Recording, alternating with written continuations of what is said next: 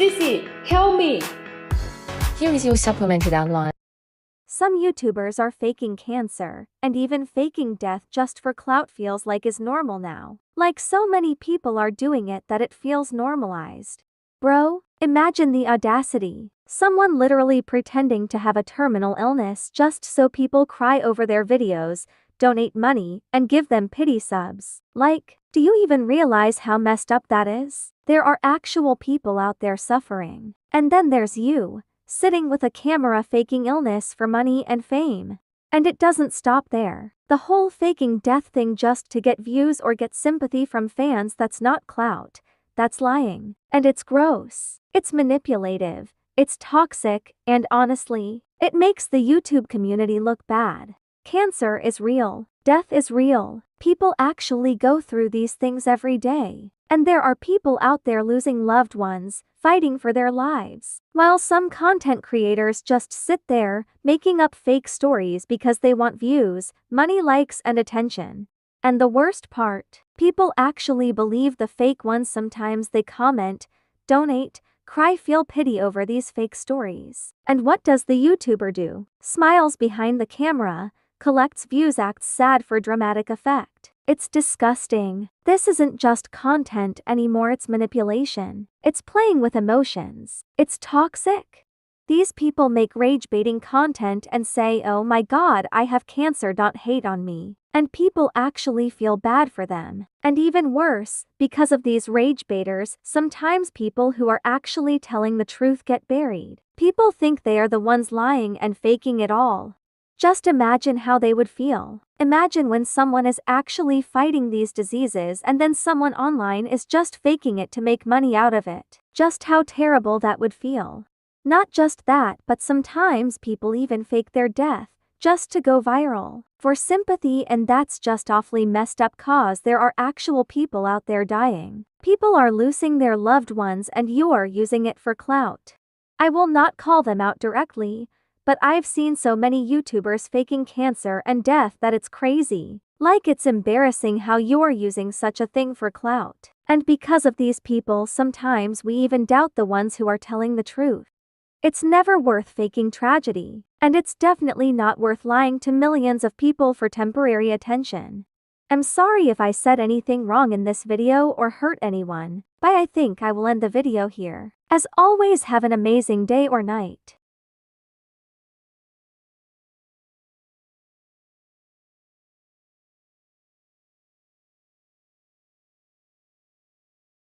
Roblox has just banned and allegedly threatened to sue a YouTuber named Schlepp. Now, what did Schlepp do to get threatened with a lawsuit by one of the biggest gaming companies in the world? Well, Schlepp makes YouTube videos catching Roblox predators and has already gotten 6 of them arrested. Which raises the question, why did Roblox ban him? And I think I know the answer, because Roblox's decision isn't just about Schlepp, it's part of a pattern. And there's 3 other cases where Roblox has prioritized profits over child safety. And together, they explain exactly why Schlepp got banned. Now first, we need to understand what Roblox said to Schlepp, because I think it's not entirely accurate, and it's them kind of bending their rules to make it work in their favor. Because Schlepp released a tweet where he showed the full-on cease and desist from Roblox. What a cease and desist is Roblox is saying, stop what you're doing, and if you don't stop, we will sue you. Dear Schlepp, we write on behalf of Roblox Corporation. This letter serves as a formal cease and desist notice regarding your unauthorized and harmful activities on the Roblox platform. And they say that your actions are a violation of Roblox's policies and directly undermine Roblox's safety efforts, and critically are exposing our users to increased risk. So Roblox is saying that Schlepp's videos are exposing more kids to potential predators, even though he's catching predators.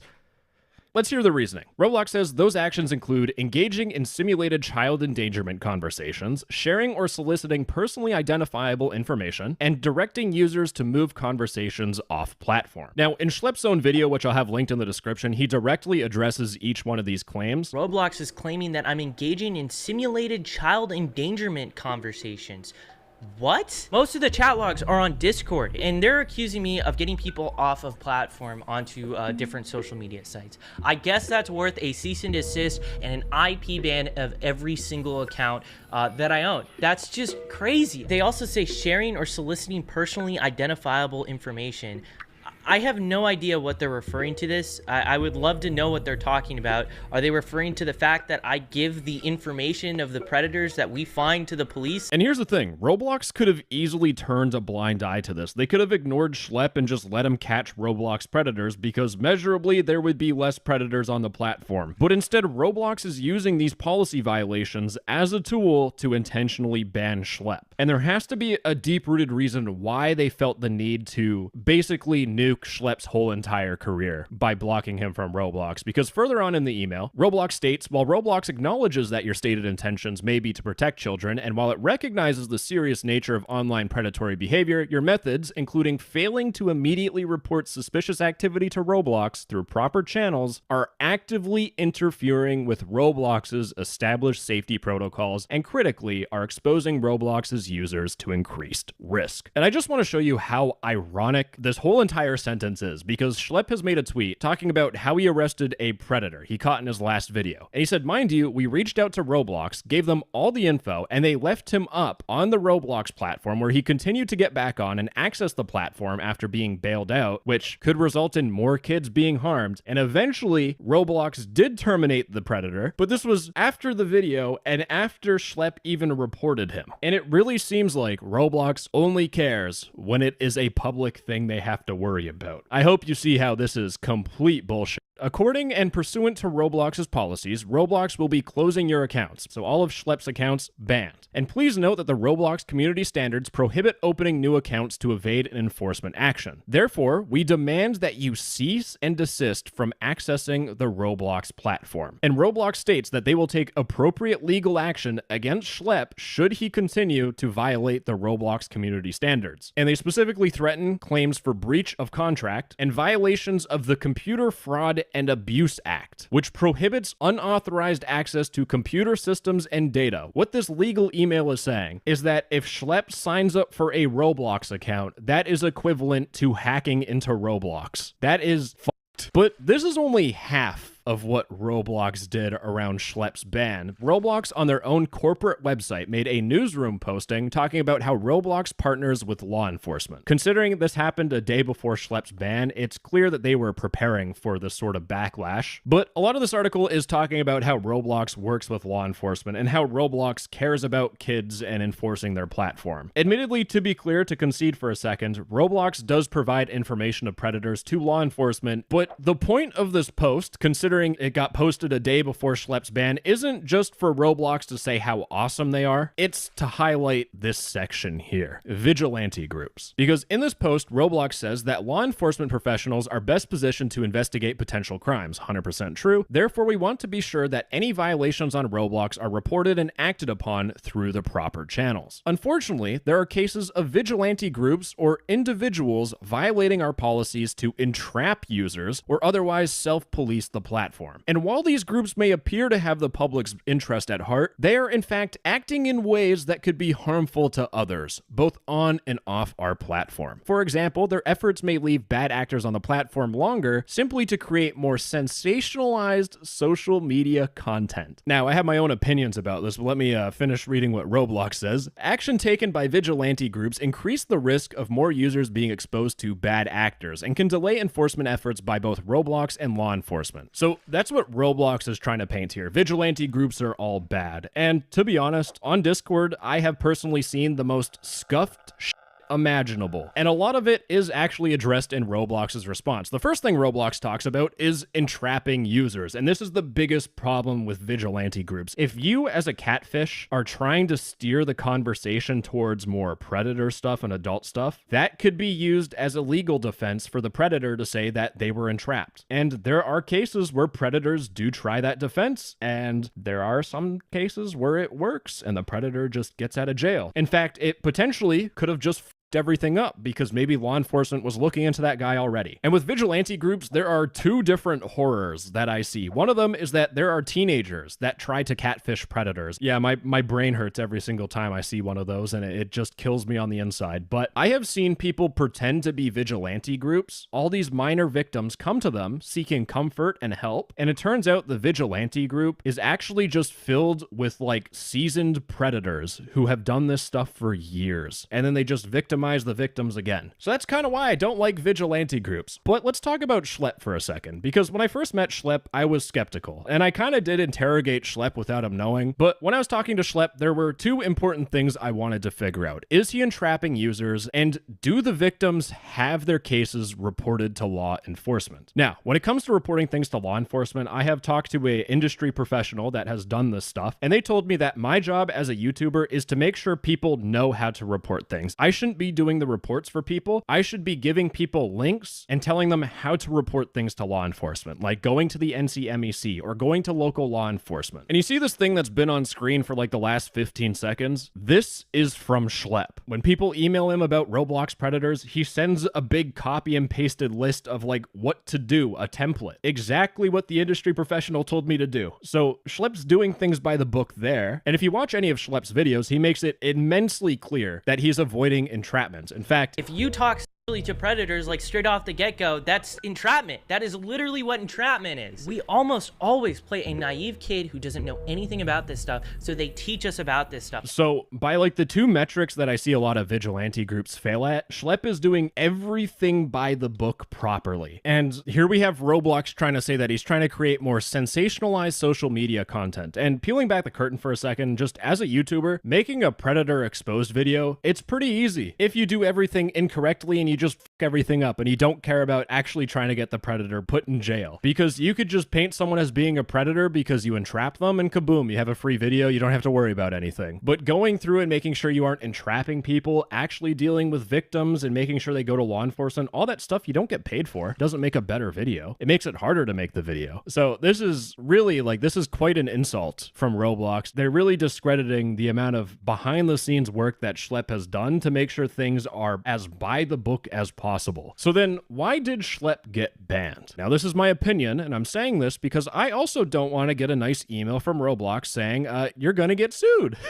So this is my own opinion, and I think I'm legally covered now. So the thing is, if you search up Roblox on Google News, a lot of the news is talking very positively about Roblox. Roblox rolls out open source AI system to protect kids from predators. They're protecting kids. Roblox is partnering with YouTube. Companies doing good. Jim Cramer, the stock guy who's annoying as says, I think it's really fabulous talking about Roblox. And if you're an old person with a lot of money, or you're just, you're an investor, you look at Roblox news, things are looking good. You look at Roblox's stock and they're doing fantastic. Roblox looks like a genuinely good company that doesn't have a lot of problems, except when you factor in Schlepp as a YouTuber, because Schlepp compromises Roblox's image in the news. Because Schlepp's videos where he catches predators have been shown in the news. And if you're watching the news, this tells you that Roblox's predator problem is so bad that some random young man on the internet can make a video getting a whole bunch of Roblox predators arrested and build a whole business off of the horrible crap on Roblox. And when you have Schlepp pumping out a video almost every single month, there's a chance that Roblox is going to be put in the news because a YouTuber, not a professional, just some YouTuber guy, found a predator on Roblox and got him arrested. And when more and more people figure out that Roblox has a predator problem, the stock price is going to plummet. And what I think is going on with Schlepp's ban is that I really think Roblox is cease and desisting him and banning all of his accounts to shut him up. So there's no more news articles about Roblox predators being arrested by a YouTuber. Roblox is allegedly threatening to sue a 22-year-old so that their stock does better. It is that evil. Now, if Roblox is going to silence people that expose the reality and the underbelly of Roblox, then I want to do my part. I want to show you 3 different Roblox updates that Roblox wants you and their investors to believe is a good thing, increasing that shareholder value. And then I'm going to show you the reality of the update and how Roblox is prioritizing profits over child safety. And the first and honestly the easiest example to comprehend is Roblox's Sentinel AI moderation release, because what Roblox did is they open sourced their Sentinel AI. Now, anyone that doesn't know any better, that doesn't play Roblox or doesn't experience the horrors of Roblox, this looks great. You have Roblox rolling out a system open source for everyone to protect kids. And with that, shareholder value goes up, people are happy, Roblox makes more money. And the reality that Roblox doesn't want people to know is that you can go on Roblox and you can find profiles like this. We have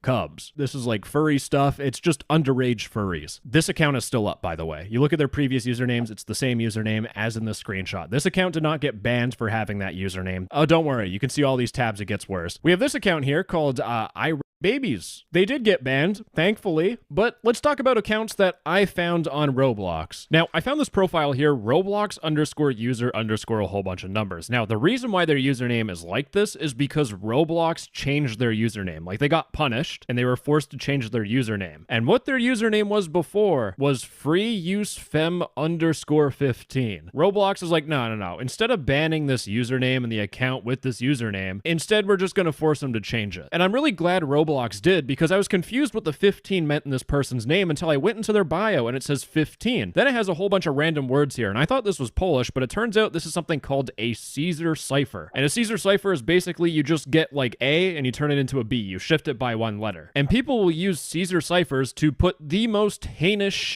on their Roblox profile. Because when I put it in a translator and I basically have to brute force it a little bit, but it's not too hard to figure out, we have this. Their bio says female sub ask for blue, which is referring to their Discord account because Discord is a blue icon. And then it says, hi. I'm not reading this shit. Most of it's going to be censored. This is straight up something I'd see in 50 Shades of Grey, maybe at like the final chapter, the climax of the book. And this is on a Roblox profile that can easily be translated. But you know what? Maybe Roblox trust and safety employees that are moderating this have no frontal lobe. They are just mentally inept. And don't worry, because we have this account here called Selling for Maps. Now, if you don't know what Maps is, it's minor attracted persons. This is kind of a dog whistle that predators use to talk about liking kids. And their bio here, even my D-Day veteran grandpa could figure this bad boy out. This is Morse code, and if you paste it, it says, hello, I'm an obedient year-old girl. I'm selling pics for Robux, and I mainly use Discord, 100 Robux per pic. I also do roleplay, love older men. We have a person on Roblox, a kids platform, soliciting their account to sell photos of themselves that they're saying that they're underage on Roblox. And AI can't figure this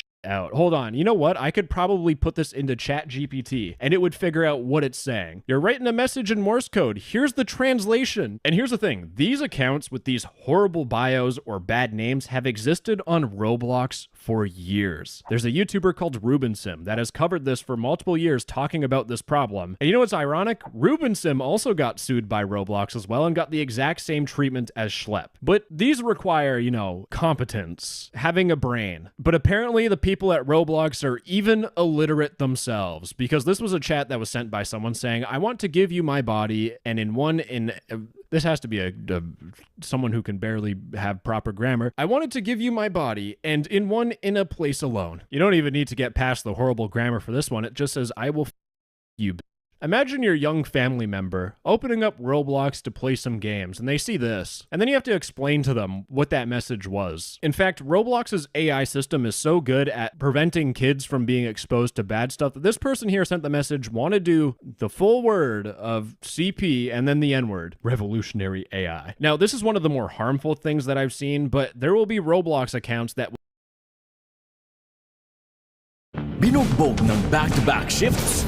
Babawi ka sa tibay with Bear Brand Sterilized. So Pebble is a main toon who predominantly resembles a rock, who does have dog features, because in all of Pebble's interactions with toons, he always responds as a dog would, making dog noises. And then of course, once Pebble becomes twisted, he fully resembles a dog and making barking noises. There is a bug with Pebble's animations that has recently been going around. This user said in the Danny's World Discord, people keep saying I'm backflipping as Pebble and calling me an exploiter for it. I'm scared to play as Pebble now because of this bug, because they keep saying that I'm exploiting when I'm not. And then they sent a video of what exactly is going on. Let's take a look. Okay, let's watch Pebble.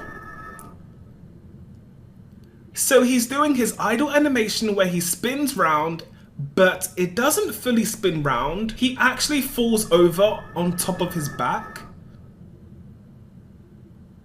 That's super cute, so fitting. This is definitely a bug that was not part of Pebble's optimization animations. But can they keep it in? Because it is so perfect. It's like he's been spinning round too much and falls on his back. Another user has also experienced this phenomenon where Pebble falls on his back. They said, guys, there's a Pebble glitch. Look at the grey Pebble, and no, they aren't exploiting. This actually happened to me and I wasn't exploiting either. People might see this and may report the people with the bug and might get them even banned. Let's take a look. So everything seems normal. They're running to the elevator. Okay, what's going to happen next? Let's watch the grey Pebble, the grey Pebble. It's so cute, it's so perfect, but it obviously isn't supposed to be in the game. Can they keep it though? Because it's so amazing. Maybe if they made the animations a bit smoother, that would be such a cute addition to his animation pack. The most important thing about this bug is that if it is kept in, hopefully this bug isn't breaking anything else in the game and it's just an isolated incident, because as you may know with bugs, if there's one bug, they're like rats.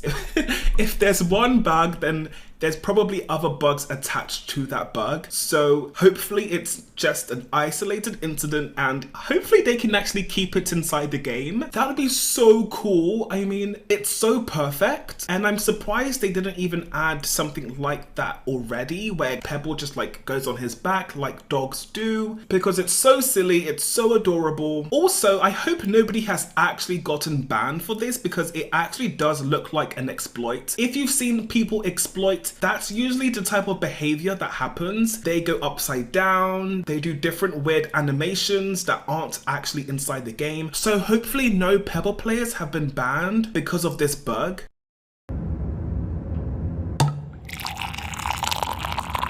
Nasty.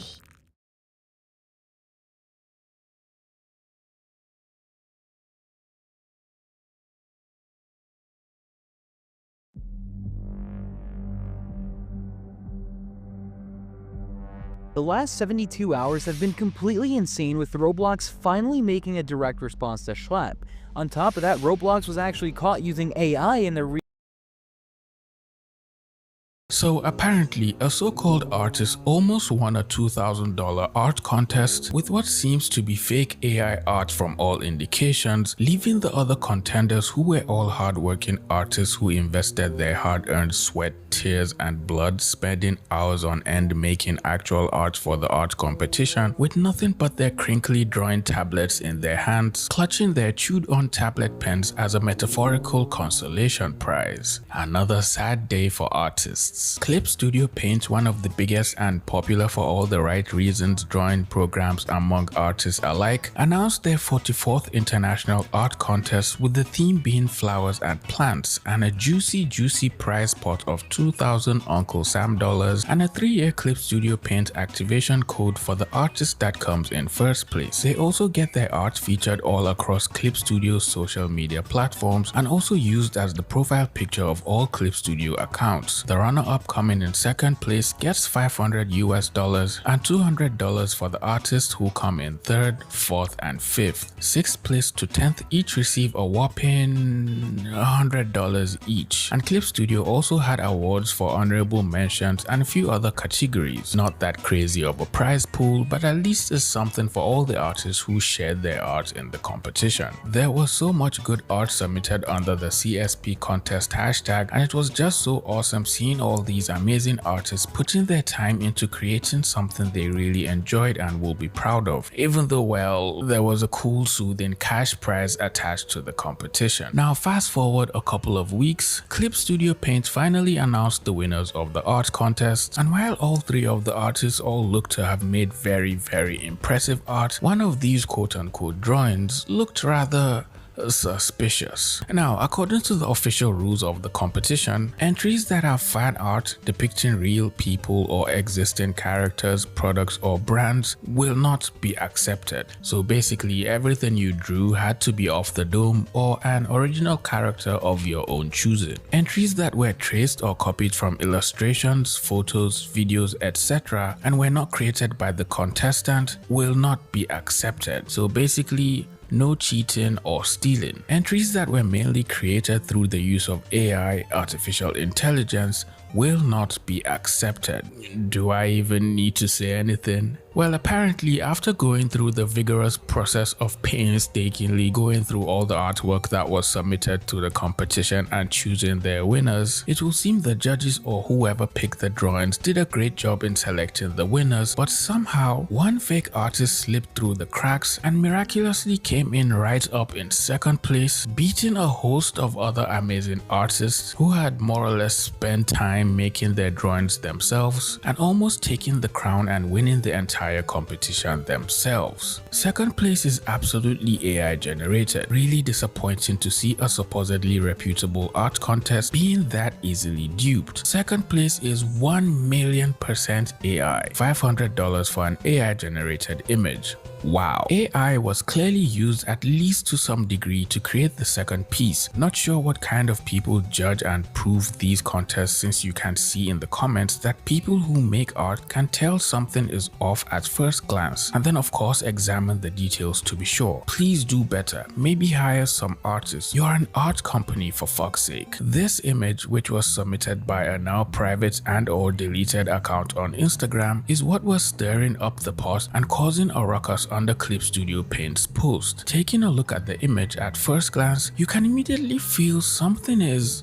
off. You can't immediately start spotting all the traits until you begin to look closely, but you can just feel something isn't right. To the normal eye, it looks like a decent painting. The angle and composition is good, the lighting is decent, and the colors and entire mood of the painting are reminiscent of paintings from artists like Arte Guylan, Jamila Koff, and other artists who make art similar to that of the Studio Ghibli art style. And while all these artists are incredibly good and make every single drawing all by themselves, the quote-unquote artist who made this image certainly isn't one of them. The first sign that tells me this image is AI is the girl in the water. She doesn't look like she is underwater at all, and it immediately looks off and breaks the image apart, in my opinion. For an artist that supposedly knows how to paint and understands light and color judging from just the other parts of the image, you should automatically understand that the girl will also be hit by the light source and ambient light, which is supposedly hitting the water, so her skin underwater shouldn't be the same exact color as the boy's skin who is clearly above the water. Her hands also look a little bit like AI, but it's not as bad as how AI was known to draw hands back in the days. Apparently, AI has improved in that aspect, but the part of the image that stands out the most after closely looking at it and screams AI is the hands of the boy and how it seems to be connecting and leading into his right leg instead of in between like the other hand, which will just make the pose feel normal just thinking about it, because I don't see myself bringing one hand all the way over the other leg when I'm trying to give someone that's in front of me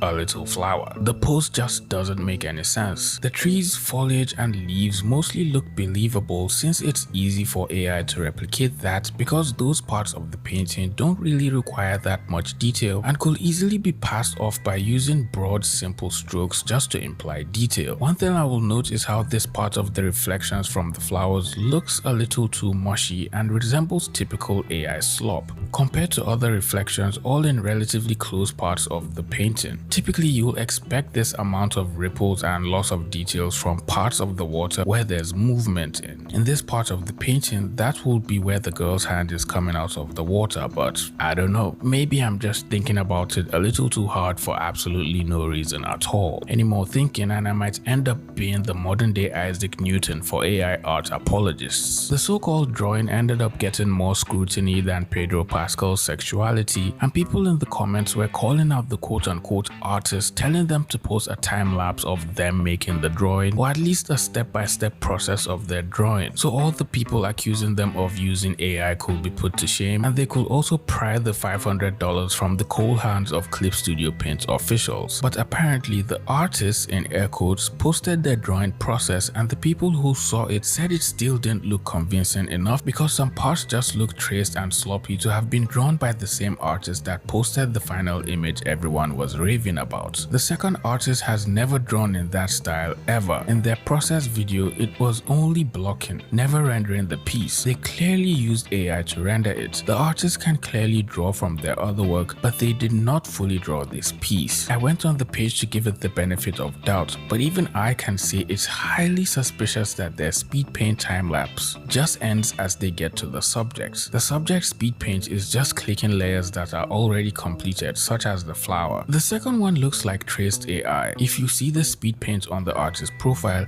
it already starts with a sketch, not to mention they use Procreate at the beginning, and it's easy to fake a speed paint in Procreate. Almost every single person in the comments was definitely certain the person who shared this image had used AI to manipulate the image in one way or the other. And while some people were defending them, saying they were actual artists and knew how to draw, and indirectly saying this was just a mild misunderstanding, all the evidence was leading up to only one conclusion. Our friend here had used AI and has been using AI for probably the longest time ever to make all their quote-unquote drawings. So, you're an AI artist. Well, actually, I just prefer artists. So basically, I go onto one of these AI art generators, right? I try and think of a really good idea. Dog playing basketball. Now I'm creating it. But you're not making it. Well, I'm doing it, yeah. I told it what to make, you know? Who are some of your inspirations? I really like Francesco del Giocondo. He did the Mona Lisa. That was Da Vinci. Well, he commissioned it. He's technically the artist that made that. Oh, my art's done. Look at this. Yeah, isn't this beautiful? I really love how I got the shading done on this. I really outdone myself this time.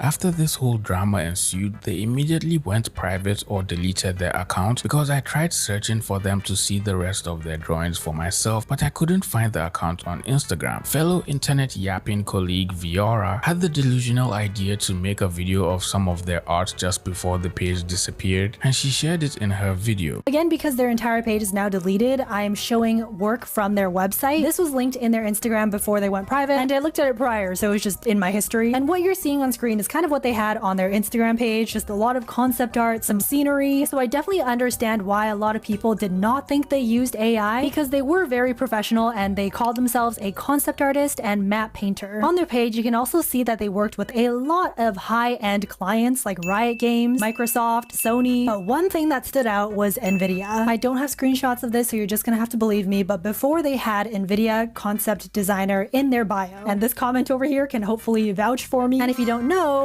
Nvidia is a very, very pro AI company. And I should mention, just because they worked for a very pro AI company, it does not necessarily mean or is sound evidence that they used AI on this specific image. But it was something to consider. Viora also made a piece for the competition, so if you want to see how she ended up and what her drawing looks like, you should definitely go check out her video after watching this one. After all the complaints that ensued, the judges from Clip had to take down the image from all their social media accounts and made an update to all their announcement posts with an official statement to clear the air. One of the winning pieces in the contest was found to be created partially with generative AI as confirmed by the creator. This entry has been withdrawn. Our judging process includes several stages of checks with tools as well as visual review by multiple team members to assess for generative AI use. We apologize that this system was not sufficient in this case.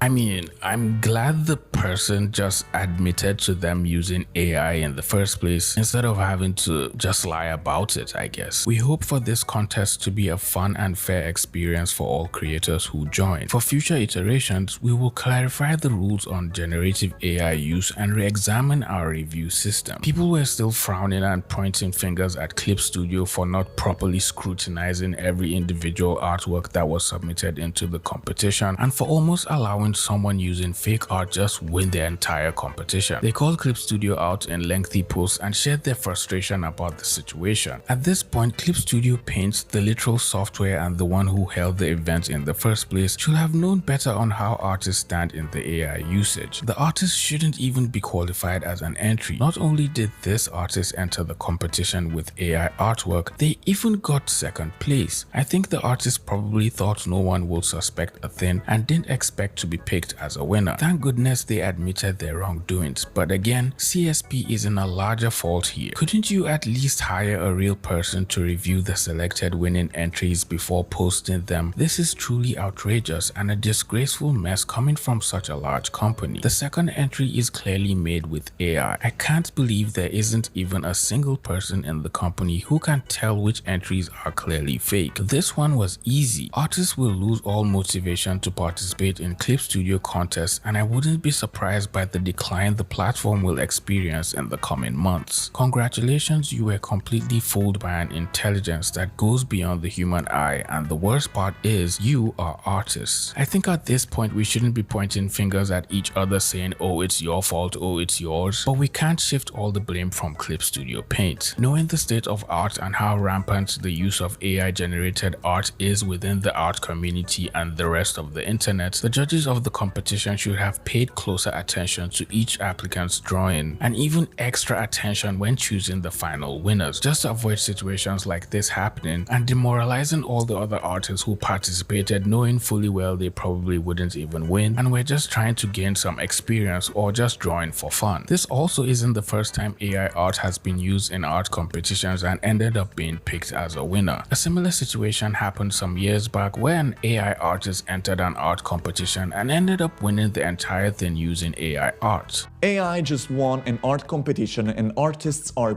pissed. This is the image they won. It's called Theatre d'Opera Spatial.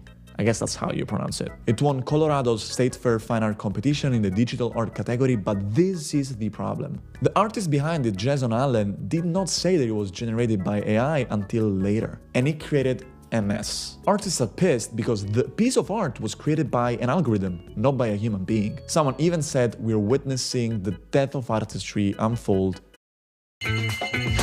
Order food you love with Foodpanda. Download the app and order now.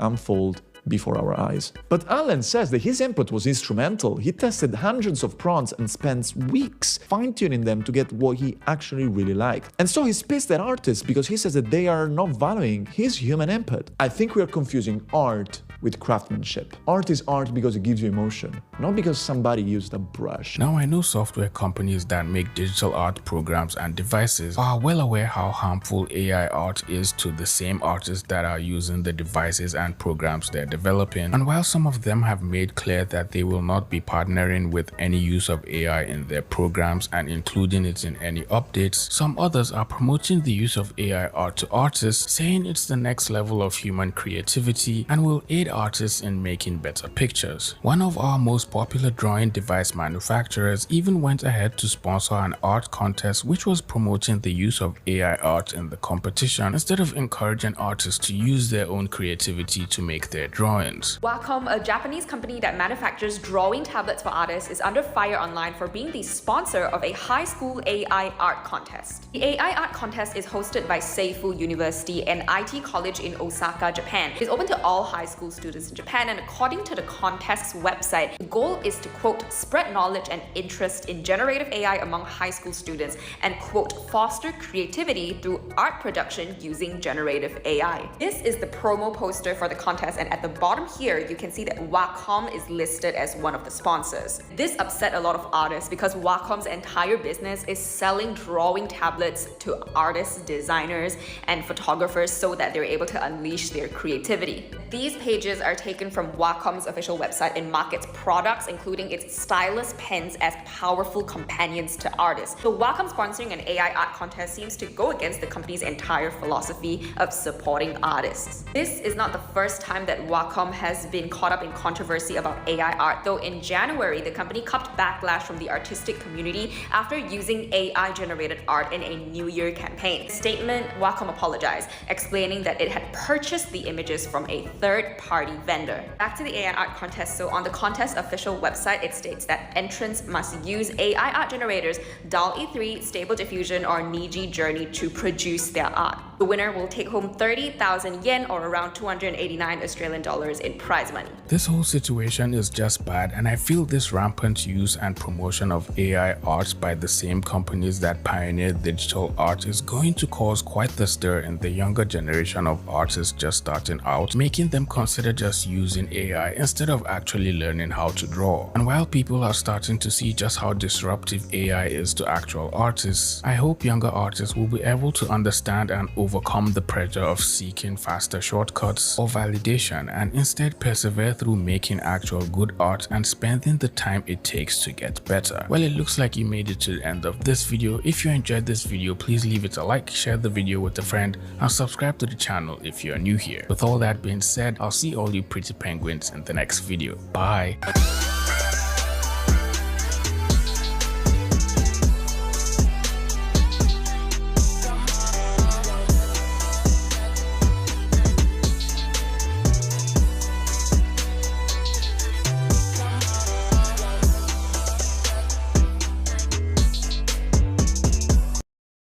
Now that the hostage prince has cast you aside, it's hard for a discarded woman to find a good match.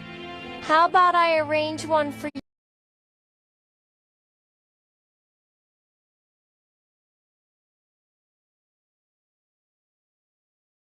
There are so many art styles in the art community on TikTok and other social media platforms. But while some of these art styles have become loved by massive fans, some art styles have been absolutely hated and frowned upon for seemingly no reason. Starting with the most hated art style of all, the jelly art style. Art styles that I hate. Number 1.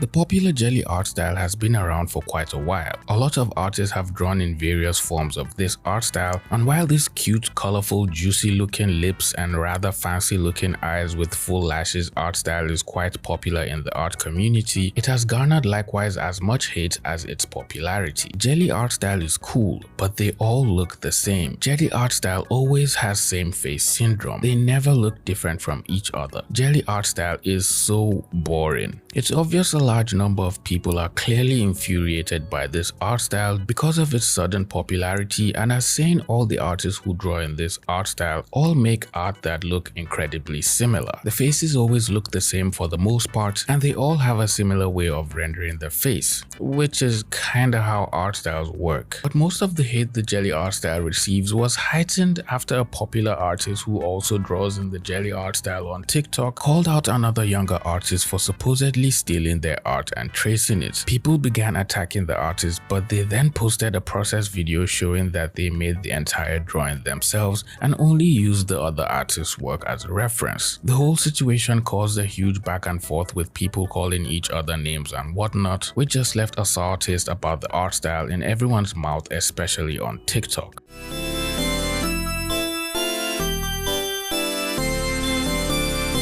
The next art style which gets a lot of hate for some reason is the beginner art style, or lack thereof. I don't know why beginner artists get so much hate just because of the way they draw. I mean, I never thought I'll have to explain the concept of being a beginner at something you're not really good at in a YouTube video, but here we are now. This beginner artist on TikTok was bullied so much because of the way they drew, to the point where they had to leave the platform entirely just to preserve what was left of their sanity. Comments like rendering process and ugly art style were among thousands of comments the artist had to read every single day after they posted a video of them drawing one of their original characters. According to the art scholars and drawing professors on TikTok, the art style was ugly because of the way the artist drew the eyes far apart from the other features of the face and claimed it was unrealistic. They even compared it by drawing the literal skull of the character beside the regular skull of a normal human being, showing that the proportions were far off and claiming the art style was dumb even when it was clear to everyone that it was only stylized. Another art style included in the beginner artist starter pack and is also commonly used by seasoned artists as well is chicken scratching or scribbling, which has also received a highly remarkable amount of hate as well,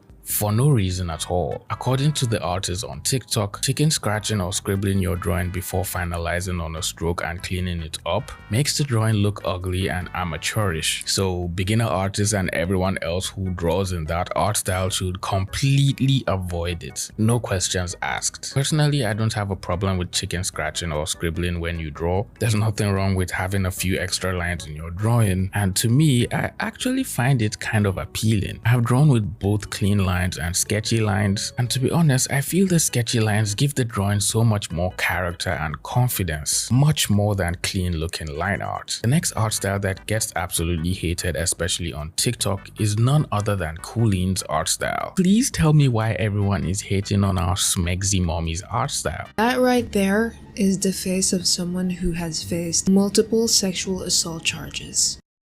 Cooline, who was once and still probably is the most loved and cherished smegsy mommy of the art community, has found herself in multiple controversies throughout her career as an artist and art YouTuber, which has caused the foundations of her reputation staggering across her social media platforms, while she frantically holds the pillars together with every new video she uploads on her YouTube channel. Cooline and her art style is receiving the hate wave because the community of seasoned haters claim all her drawings look the same and suffers from same face syndrome, which according to them is why her art style looks so boring. Cooline has TikTok videos dedicated to hating on her art because it looks like AI apparently, while some others say her drawings look dull because of the colors she uses in her work, and some even claim Cooline is a robot in disguise, which I am rather inclined to agree with. While there are an ungodly amount of videos on TikTok all dedicated to hating on Cooline and her art style, a bunch of people decided to take it a step further, shifting into the next gear if you will, by roasting Cooline's art because apparently she roasted their own drawings and drawings of other people in her fan base, which ideally shouldn't really be a problem because for the most part the people who get their art roasted usually give their consent and usually enter into these roasting videos under the hashtag #CoolineRoastMe or something like that, which clearly means they knew what they were getting into before it even started. I don't think there's anything wrong with Cooline's art style. Yeah, she may need some variety in the faces she draws, but every other artist needs some variety in the faces we all draw as well. It's a decent art style that doesn't take itself too seriously, and I think she can take it further if she wanted to add more details, play around with the lighting and make it colorful, or she could simply just leave it as cell shading if she wanted. Wanna learn how to draw a ooh la la girl? Alright, let's start with a quick sketch. Ooh, goth mommy. Let's add some juicy colors. Alright. Juicy lips. You wanna make sure that she has a thick eyebrows. Now let's make her lashes more thicker to make her look emo. Now let's show her big badonkas. Ooh, hot mommy. Now let's add some details. Smacks. The next art style that gets so much hate is hyperrealism and any form of realism at all. Now this art style I truly don't enjoy. I don't hate it or people who draw in this art style, but I just don't enjoy it at all. I'm sure it must take a shit ton of patience to be able to draw every single strand of hair on a baboon's butt, but personally I don't find that fascinating at all. I'm much more interested in simplified and anime looking art styles for the most part. A lot of people on TikTok found the realism art style to be boring and uninspiring because the artists are capturing whatever is in front of them realistically instead of transforming their imaginations into drawings, which makes them refer to hyperrealism and other forms of realistic drawings as bland and tasteless. An artist who supposedly draws in this art style left a comment asking why people hated the art style, and the entire comments were filled with people arguing and going back and forth with each other, explaining why realism sucks and how it isn't visually appealing as other art styles because it's apparently socially acceptable by the society. While the mass majority of people unanimously despise realism, others still enjoy it because to them it's an achievement not everyone will be able to accomplish, because it takes a whole lot of years to perfect and an absurd amount of patience and discipline to be able to just sit in one place rendering all the tiny details in a single drawing. Cool art style, but just not for me. A bonus art style which gets so much hate as well is the corporate art style, which is also referred to as corporate Memphis. This is the art style you'll always see on Facebook and every other tech company for some reason. They all seem to love this art style because of its simple geometric shapes and how easy it is to use with motion graphics and illustrations. But this art style gets a ton of flack in the art community. Mostly people hate it because they feel it's a total sum of all the corporations which have been controversial in recent years and considered as evil, and apparently the art style is also seen as boring and soulless due to all the reasons previously stated. Now, I don't find this art style charming at all, and I don't think I'll ever see myself drawing in this way, but of course I understand people who have to draw like this for work, because if every corporation is frantically trying to use it on their platform, then that means it's working, right? But personally, it's just a big fat no for me. I'll probably just vomit if I was forced to draw in this art style. Here's an actually unpopular opinion. The big tech corporate art style, also known as corporate Memphis, everybody hates it, except for me. Would I hang it up in my house? Absolutely not, never, okay? But am I okay with Google and Facebook using it? Yes. It's easy to look at. It's very easy to recolor it so that it kind of like matches a color scheme. It's very versatile. Is it boring and does it lack personality? Sure it does, but so do corporations. So I don't really get why so many people are complaining that like the characters are disproportionate because they're cartoons. When are cartoons ever proportionate? It's just whimsical. Give it a rest. Now that we've talked about some art styles that have been hated, let's move on to some art styles people love in the arts community. But if you know any other art style that gets so much hate or people consider as controversial, you could leave them in the comments. Now, on to the most loved art styles in the art community. Art styles that bring you peace and joy. Art styles that are synonymous with words like beauty and comfort and remarkable. And I'll go first with 3 of my personal favorites: TB Choi, Likelihood Art, and Wonbin Lee. These artists are just beautiful. Their drawings are magnificent, and I can't seem to express how much joy I get every time I look at any of their work. I personally enjoy each of their art for different reasons, but I really love how dynamic and expressive TB Choi's drawings are. You can always feel the action in whatever pose the character is taking. I think a good way to explain how her drawings feel is alive. The poses look like poses you will see real people making in day-to-day activities. They don't just feel like drawings, they feel relaxed, casual, but still full of so much energy and expressiveness. I just can't explain how her drawings make me feel in words. You just have to go take a look at her drawings and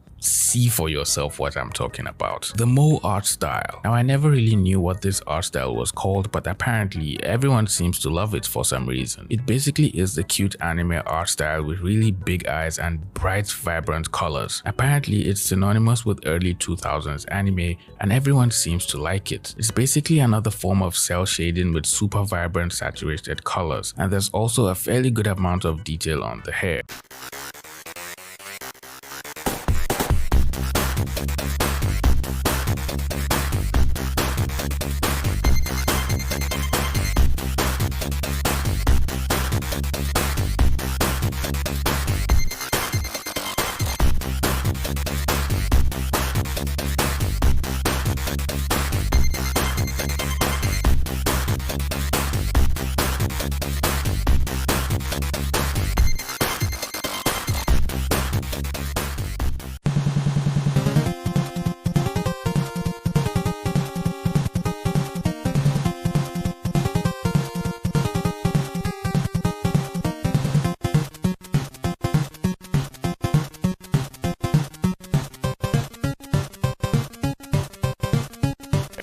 pretty decent art style, I can't lie, but it could also go wrong at the slightest instance if you end up using a darker color palette or dull desaturated colors. Although the art style is cute and a lot of people on TikTok say it looks good, there are still a number of people who make fun of the art style because of how the eyes look. They say the size of the eyes and the rather ridiculous space between them makes the art style look silly and disproportionate. Some other people say the large eyes and small mouth make the art style look scary for some reason, but it could also be possible they're only exaggerating for the most part. The Russian art style. The Russian art style, which is coined by how a few Russian artists on TikTok draw and paint their characters, is also one of the few styles people seem to like in the art community. Artists like Pian Yasha, Viv404 are always in the forefront of the line every time Russian art style is searched for on TikTok. And while some of these artists may possibly not even be Russian, they have automatically created an entire movement with just how they draw. This art style is literally the opposite of the mole art style. It doesn't have super saturated colors,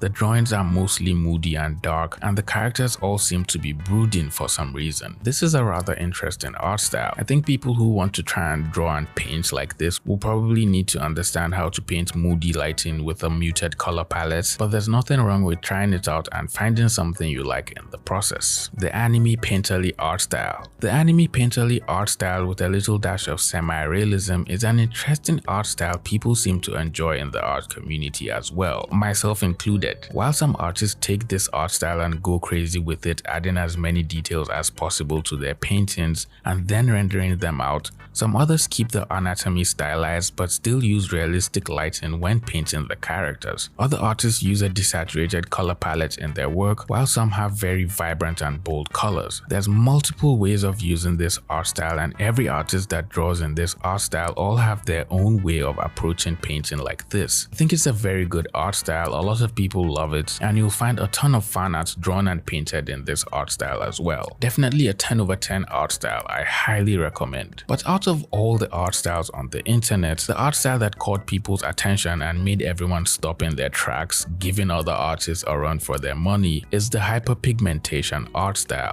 Posed for like 10 minutes. Let me see the product.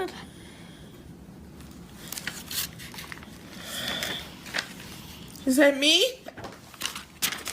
No, it's nice. It's so nice. Oh, I've never looked better. Ooh, where were you? Where were you when it was time for senior photo? Now, while some people started making fun of the little girl's drawing and giving it the name hyperpigmentation art style just because of how the girl drew her mom, everyone else thought it was cool and encouraged the girl to keep it up. Other artists started making their own versions of the girl's drawing, and her drawing immediately became popular, not just because of what it looked like, but because everyone understood she's just a sweet little kid and was in support of her art. All the comments on the video were all in support of the girl's drawing, with some people even going as far as comparing her to Picasso, saying she could grow up to become an incredible artist in time if she continues to make art.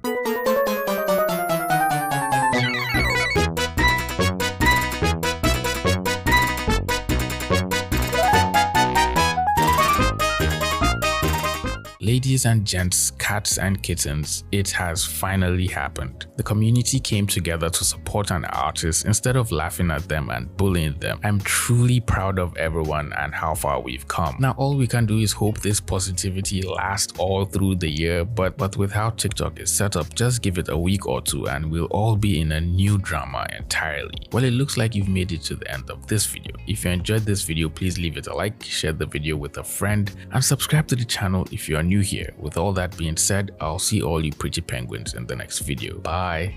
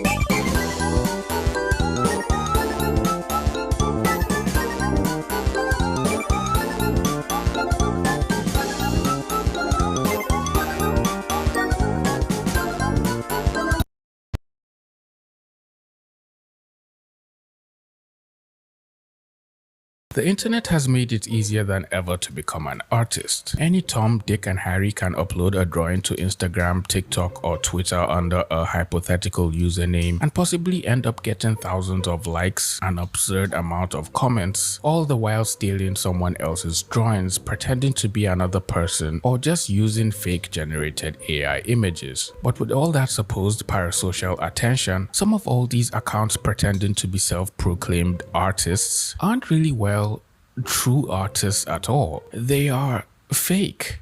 And how they mislead people isn't always obvious unless you pay attention to certain cues.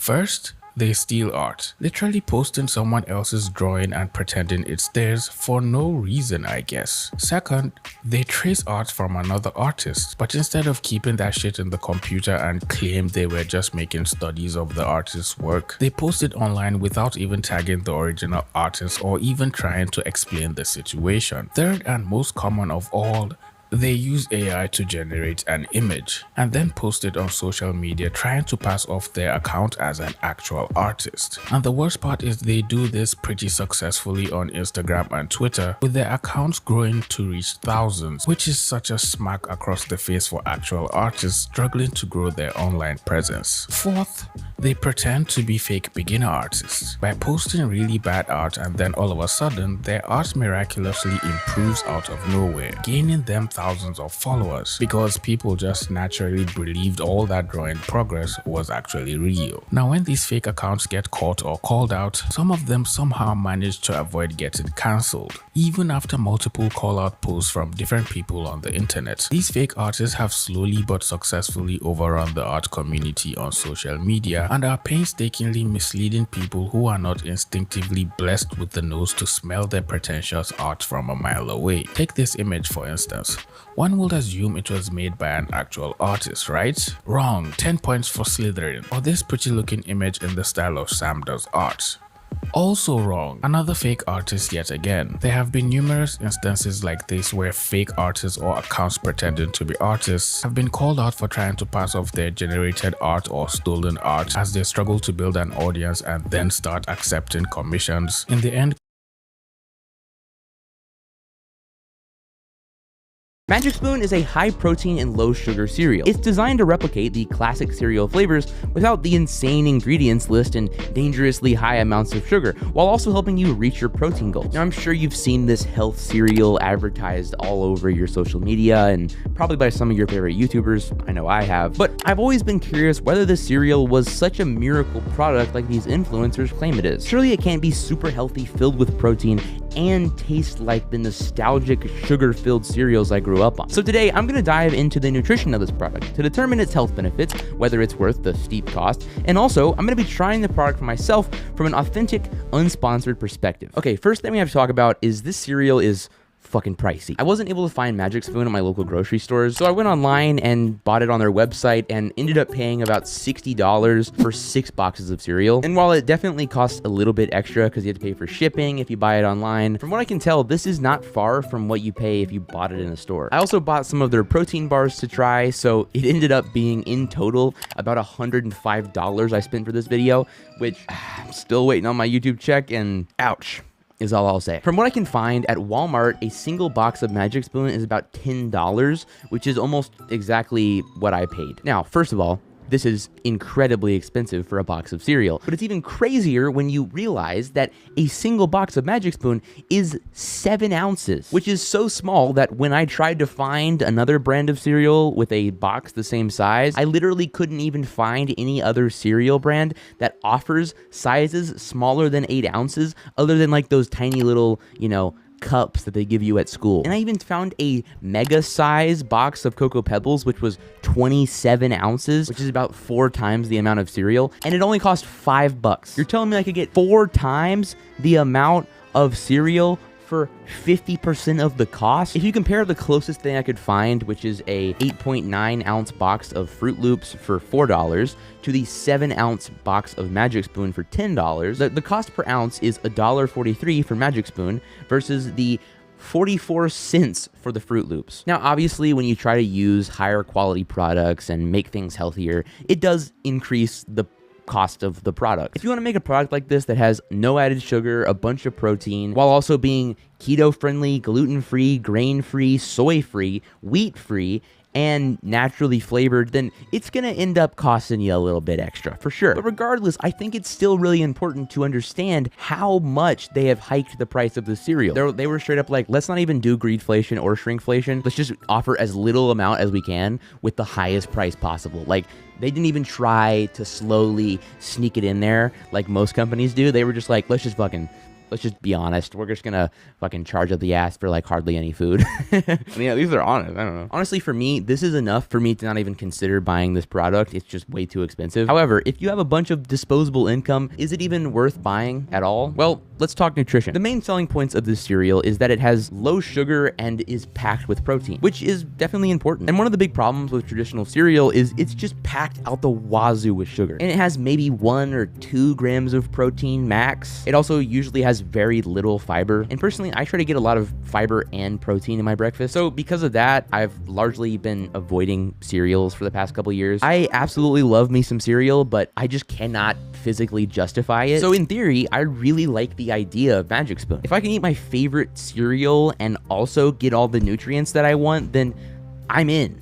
I mean, maybe not $10 a box in, but you know what I mean. And it's true, there's a lot of protein in Magic Spoon. A 1 cup serving is about 12 to 14 grams depending on the flavor, which is pretty solid. Assuming you would maybe re-up that cereal at least once, I know I would, that's a pretty high protein breakfast. My problem is still gonna be the lack of fiber in the cereal though. Magic Spoon actually has less fiber than a lot of other cereals, which is already a pretty low bar. Being high in fiber is seemingly one of the only health selling points that Magic Spoon is seemingly not trying to target. I feel like breakfast is a great time to get in some fiber though, which fiber is really, really important. And we've talked about it before on this channel, how a lot of Americans fail to reach the recommended amount of fiber that you should be consuming in a day. And there's just so many good breakfast foods that have a ton of fiber in them. Now, granted, you could add a side to your Magic Spoon cereal, like high fiber toast, and balance out the nutrients a little bit more if you wanted to. But that kind of brings me to my next point, which is this cereal is also not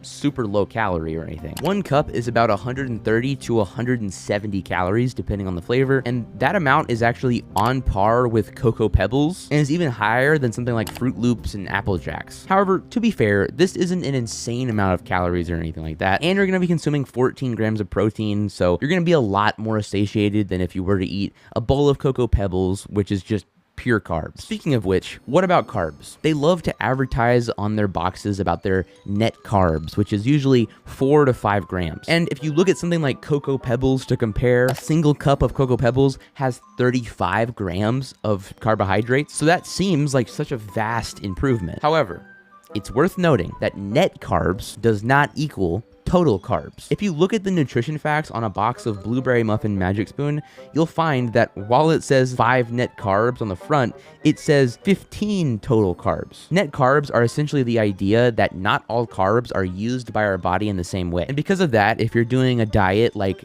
Atkins or keto, where you're avoiding carbs at all cost, you don't necessarily have to avoid certain types of carbs because of the way that they're going to be absorbed or not absorbed in your body. And that means you don't have to count them when you're doing these diets. However, it's very important to note that the idea of net carbs was very explicitly created by food companies to market to people who are doing the keto and the Atkins diet to basically cash out on this trend of low carb diets. Okay, Editor Dakota here. I made a little bit of a mistake here. Atkins diet actually created the idea of net carbs. However, food companies have been responsible for essentially deciding what that term entails, and they can stretch it quite a bit. So I feel like that's an important point of clarification. I was wrong. Not created by food companies, but utilized, exploited, and basically decided what it means by food companies as a marketing tactic. So I was pretty close, but it's an important distinction. Net carbs are also something that is not regulated or recognized by the FDA, and professionals say the science on this is a little bit fuzzy. But net carbs, according to these companies that created it, is essentially total carbs minus fiber and minus sugar alcohols. So Magic Spoon claims that theirs is the total carbs minus the 1 or 2 grams of fiber, then the bulk of the minus is from allulose, which allulose is essentially a type of sugar that is derived from monk fruit. It has 10% of the calories of regular sugar, and it's not metabolized by our body, which is why Magic Spoon claims that it takes away from the total carb count. I feel like these low carb diets tend to be overly restrictive and actually end up overlooking the largest part when you're trying to lose weight, which is calories. Just because you are eating no carbs, if you're still in a calorie surplus, you're not going to be losing any weight. They also just overly villainize carbs and disregard the actual positive effects that carbs can have on our bodies. Personally, I had success in my weight loss journey with counting calories rather than carbs, but everyone's different. But overall, this product is not horrible in terms of nutrients, I guess. It has a good bit of protein and definitely still less carbs, and the carbs that they do have are definitely also sourced from healthier areas, it seems like, than, you know, normal cereals. I definitely do find it a little bit manipulative and confusing to advertise the net carbs in this way, but I understand that that is an industry standard. I also think it's important to say that I'm mainly comparing this cereal to other cereals, which of course is going to be more nutritiously beneficial than fucking Reese's Puffs. But if we were to compare this to other breakfast foods, I feel like it's not that great. One of my favorite meals that I have in the morning is avocado toast with 2 eggs, and then I have coffee that I put my protein shake in as creamer, and that ends up being about 40 grams of protein. I also end up getting about 12 grams of fiber and some, you know, healthy fat and carbs as well. Obviously, a good mix of things. It just feels more well-rounded. I don't know. This isn't the best meal either, I'm sure, but I'm just saying you don't have to find a cereal that is like good for you in every single way and you will eat for every single meal in the morning every day. However, I think if you occasionally have Magic Spoon and maybe with some kind of side to have more variety of nutrients, then it's certainly an upgrade from traditional cereal. But okay, enough yapping about nutrition facts. No one gives a shit about any of that stuff if the cereal tastes like cardboard. So let's find out if it does. All right, ladies and gentlemen, I have quite a lot of Magic Spoon right now sitting in front of me, and it's time to try every single one of them. Well, this isn't every single one of them, but this is most of them. I'm excited, I'm hungry, and I want some cereal, okay? I feel like we have to start with the cocoa flavor because one of my favorite cereals in the world is Cocoa Pebbles. You just can't pass up the taste of the Cocoa Pebbles milk. Okay, that taste is the best thing ever, and I don't really eat cereal anymore, but if I ever did and someone was like, hey, I have cereal, and they had Cocoa Pebbles, I'm chowing down on that shit and I'm loving every single minute of it, okay? So this I have high hopes for.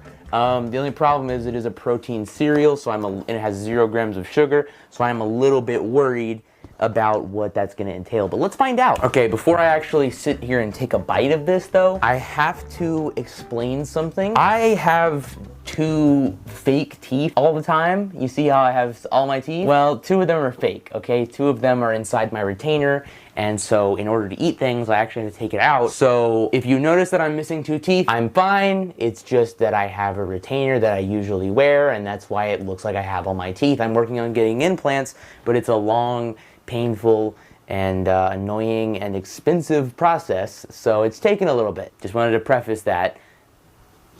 Okay, so I've just got this random 2% milk here to add to my bowl. All right, let's try the frickin' cocoa one. I'm actually incredibly excited for this. Okay, it looks solid. I'm not really tasting that much here. It's not bad though. I taste a hint of chocolate, but it's very mild. Oh shit, that's a lot. It's a fresh carton of milk here. I bought this just for the video. I don't ever drink milk really. Gotta pour the cereal first, of course. I don't know what kind of crazy fucking person pours the cereal on top of the milk. Here's what we're looking at. It looks pretty fine. I'm excited about this. That's not bad. That's pretty good. Honestly, the cocoa one, pretty damn good. Like, I mean, it's not the best thing ever, but it's not bad. It's not unbearable. It doesn't have a very strong flavor. It's a pretty mild flavor. It's definitely very like chalky. Like you can tell that there's a difference between like normal cereal and Magic Spoon cereal from this bowl, but it doesn't taste necessarily, like the texture is not necessarily off-putting. on this one, and the taste is pretty good. I mean, I would eat this again. Now, compare this to Cocoa Pebbles. It's a fucking blowout. Cocoa Pebbles wins every single time. But I understand that's not fair because this is supposed to be a healthy cereal, so of course it's not gonna taste as good as the fucking bad stuff. I understand that. This is gonna be some of my breakfasts over the next couple weeks. Here's the problem. I poured like a huge bowl. So do I just eat the rest of it? Like, I'm not gonna waste it. All right, I'm gonna eat the rest of this and see what the milk tastes like because that is very important with chocolate cereal. Okay, you can tell there's something that has been added to the milk that is chocolate adjacent. So let's see what the milk actually tastes like by itself.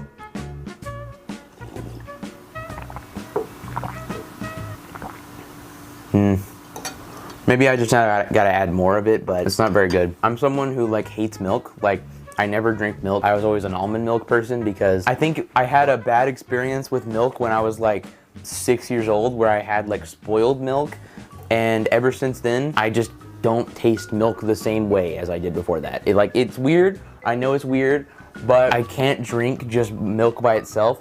So when I taste something like this that isn't doctored up enough, it tastes actively bad. So I don't think I would drink the milk of this, but the cereal itself is pretty solid. If I'm ranking this cereal, I'd probably give it like a, I don't know, like a solid 7.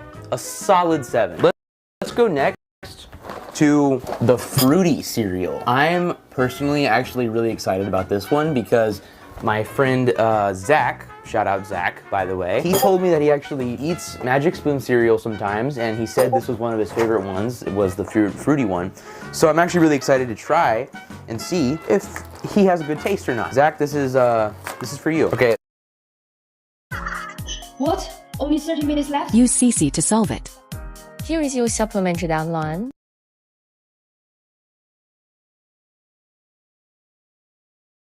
This is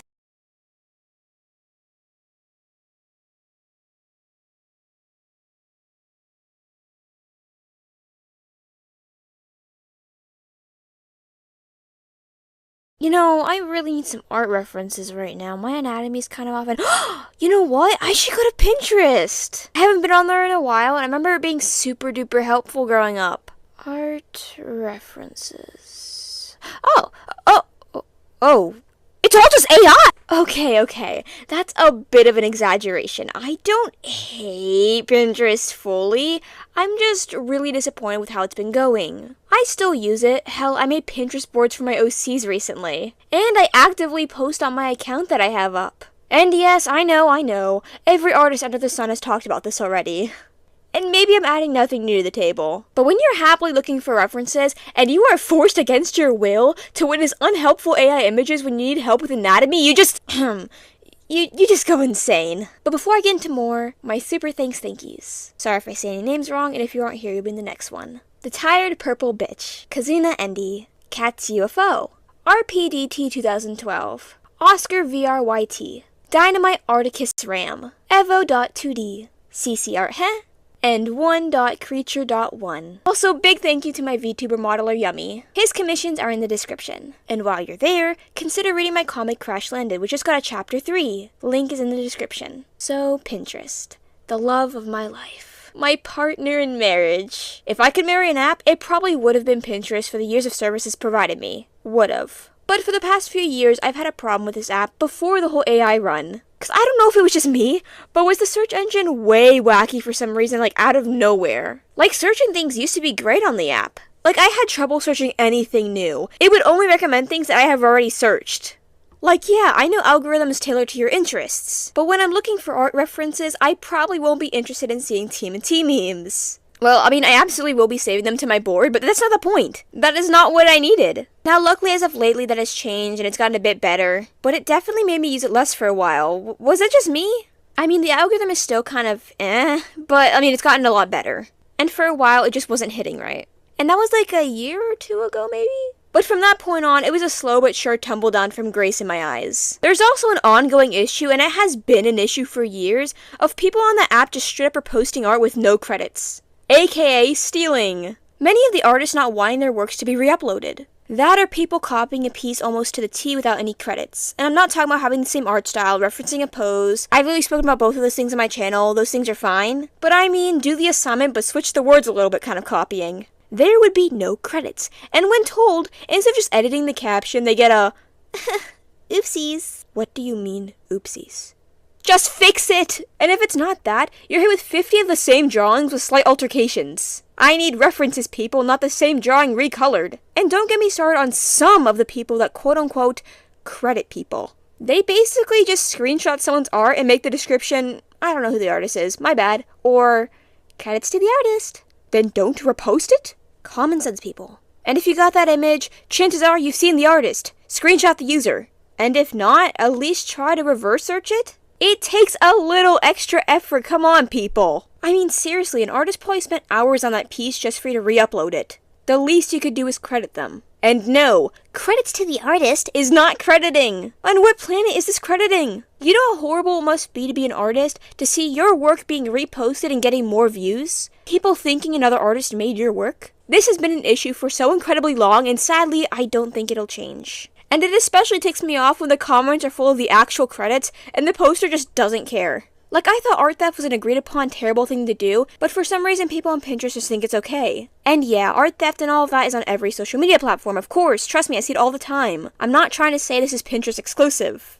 But God, is it prominent on here. And when your app is partially known for it, it gets worrying. Like, when a lot of people think of Pinterest, they think of art theft. That is not a good thing. And I don't think I need to explain why art theft is bad, but it's baffling with how extremely common it is. Even if they credit, it's still bad because a lot of artists don't want their work being re-uploaded. And yeah, you could say it's useless to complain about, but I think we can point out how scummy it is. It's at a point where people are praised for the bare minimum of adding credits to a piece an artist most likely didn't want reposted in the first place. And again, that's if the person even has the decency to credit. I just don't understand getting clout off of other people's hard work. Are you that unskilled in everything? That the only thing you can bring to the table is stolen work? Like, come on, y'all. I know you guys have things you can do and share. Whatever it is most likely better than stealing. But if you thought that was bad, there's now a whole new issue on Pinterest. Especially for people trying to find references. And that's generative AI. Now, obviously, many artists are upset with Pinterest as of lately, with a lot of generative AI related subjects. I keep seeing videos specifically about it, and just have been noticing it a lot personally. And with the fact that it's getting progressively worse, it just led me to make this video. I mean, there was a few times a really cute drawing passed my eye, and when I actually clicked on it and admired it, I started noticing the inconsistencies within the pieces that made it very obviously AI. And it's very sad. I mean, Pinterest is a home for many artists. I still remember being in middle school looking up squad art reference spaces, and going on Pinterest with my greasy iPad to redraw for my comic covers. It was a staple in many artists' lives, artists of all kinds, as it was a home for creatives of all sorts. Keyword was, because now a lot of artists dislike it. Many feel as if it's a betrayal to creatives of all kinds, because generative AI is commonly known for, well, art theft. It's usually trained from artists without their consent. Come on, y'all, I think we know the deal at this point. I don't need to re-explain everything. If you don't, there's many commentary channels and art channels that talk about it. Some art channels that aren't even about commentary talked about it. That's how much it was spoken about. But since that aspect of AI has already been discussed over and over, I'm sure y'all are tired of the discussion. So I want to focus on the issue I'm actually talking about today. So if you want to learn more about AI and why artists don't like it, there's plenty of lovely creators to turn to. I even have old videos about it as well. But it's just terrible. I mean, a mainly artist-ran platform filled with something that takes away from artists? That's just horrible. And in a way, it's kind of a rinse and repeat of their old, but still prominent, issue. It's just the stolen art issue, but updated. Because now AI is doing the thievery, not humans. There's also the fact that months back, users had noticed them having an option to feed your work into their own AI system, which might be even worse. Because now they actively support it, unlike the old forms of art theft, where they'd simply just do nothing about it. Because it's not like Pinterest was the one reposting the art, it was the users. But now it's both the users and the platform supporting AI. It's been a trend lately with apps making their own AI options, and with less options to turn to, artists are scared of having their work fed into AI by the same people they used to support. It is sad and has caused a huge downfall in the reputation of many artist-loved apps. And while yeah, those apps are still doing well, it just isn't seen the same anymore. The best we can do right now, though, is to protect our own art. We can protect our art through overlays made to confuse AI, and things similar to that. As it's not just the platforms, but the users doing it too. You can move to artist-supporting sites, as many don't want to support these AI-using companies, but still make sure to protect your work. Because even if the apps aren't taking your work for AI, chances are an AI bro might see it and do it themselves. So just go for that extra safety. And even going away from the AI and theft is bad argument, There is no way you could think this is good for beginners needing references. Like, the anatomy on AI can be so messed up, it's genuinely going to either confuse or stunt people. AI is not good for anatomy references. So please, I recommend using real-life references. Media you like, bases, models, etc. for anatomy references. Because a lot of times, AI doesn't understand a lot of things that real life can portray, or things a professional artist would understand. So you could potentially be stunting your own growth because you pick up bad techniques from the generative AI that lacks the understanding of certain concepts that humans do. Many artists have just turned away from Pinterest with its many glaring issues. And with Pinterest's still shitty algorithm, when you want to look for cool references, you just get AI slop. Obviously, I can look for good references on Pinterest, it's not like every single result, but I don't think this should be a problem to begin with. And it seems the problem with stolen art never gets better, just infinitely worse. And honestly, it's so disheartening seeing so many companies that claim they support and love creativity screw over artists. Pinterest was built on creativity, only to be flooded by something that just isn't. And it's not just Pinterest anymore, but billion-dollar companies that can afford real artists still using AI. People's jobs are being taken for the cheaper route. Companies built on artists like Disney getting called out for, allegedly, please don't kill me Disney, using AI. Along with, from what I remember, Lego with the Ninjago AI situation. Ninjago mentioned, but at what cost? It's sad, especially when I grew up admiring all of these companies, as a kid hoping to work for Disney or Nickelodeon. But how can you build yourself on creativity, but not support creatives anymore? It's genuinely sad. But I'm straying a bit too off topic. The point is, Pinterest needs to do better. They've been needing to do better. But sadly, I don't think that day will come. But dear viewers, what do you think? How do you feel about Pinterest content? Tell me your thoughts below, because that's kind of it for today. And just to clarify, this isn't some stop using Pinterest kind of video. It's kind of just me rambling about something that bugs me. And hopefully I can find my people who agree. Also, I'm hoping people will comment Pinterest alternatives, because I like having more than one place to look for references. So if you have cool places to find references, comment that down below too. Like the video if you liked the video, subscribe if you haven't, and yeah.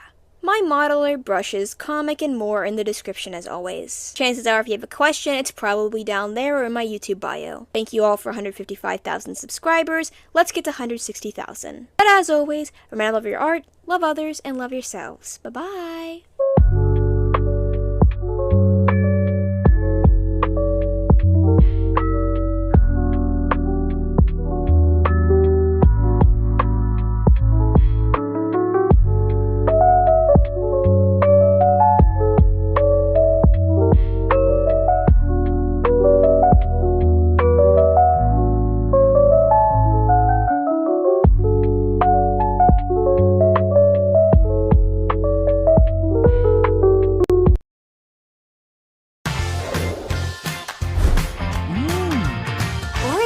Amazing!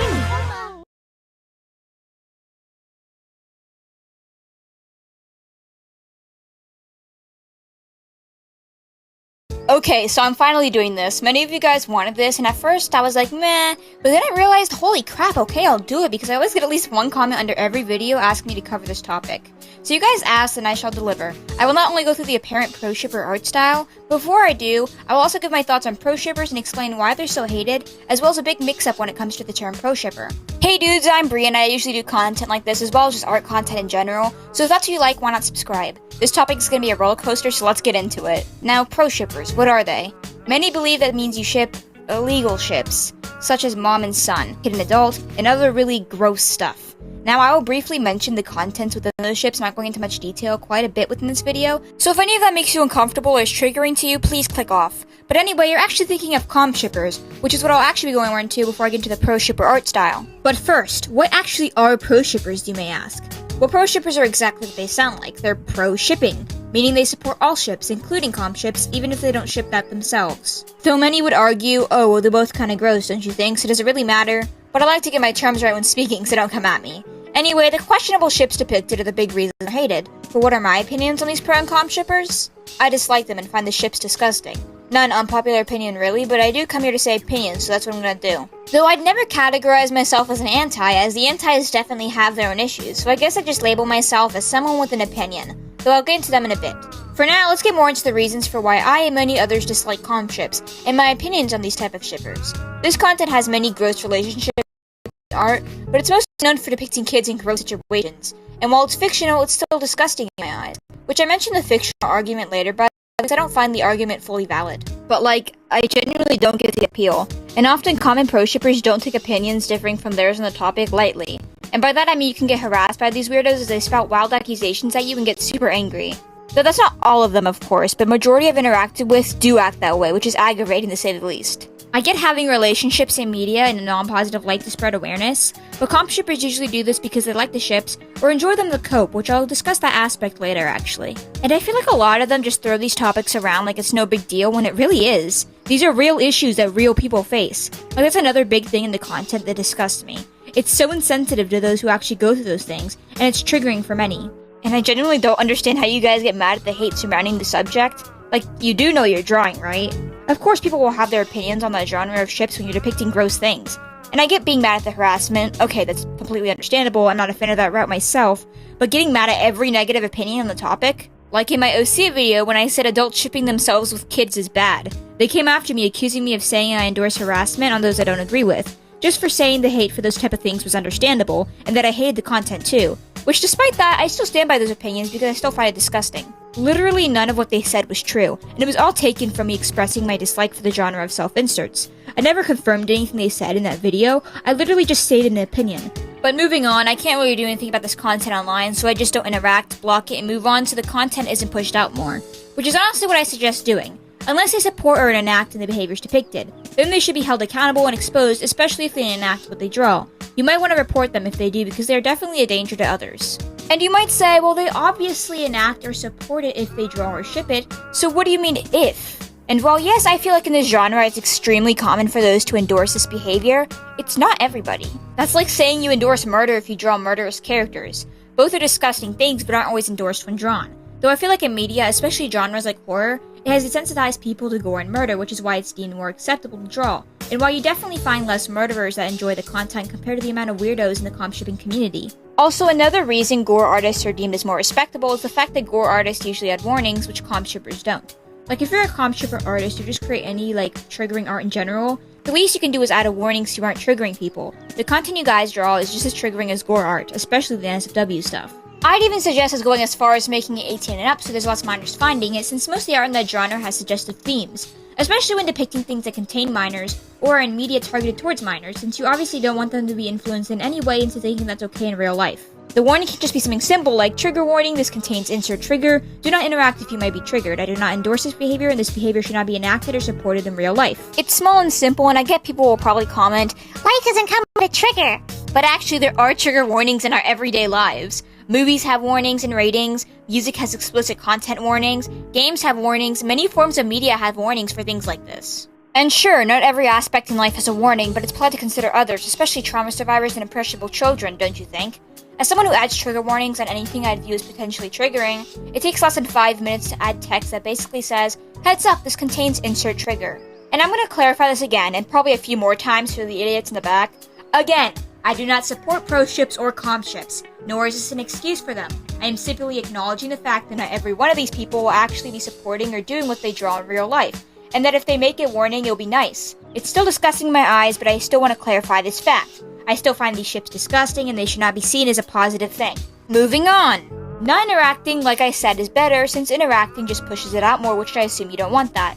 That and commenting will bring that stuff up more on your page. Also, harassment doesn't change people's views, and in many cases will just make them create more in spite of you, which I also assume you don't want. You'll probably just be arguing someone that isn't going to change, which ultimately is just a waste of your time and draining for your mental health.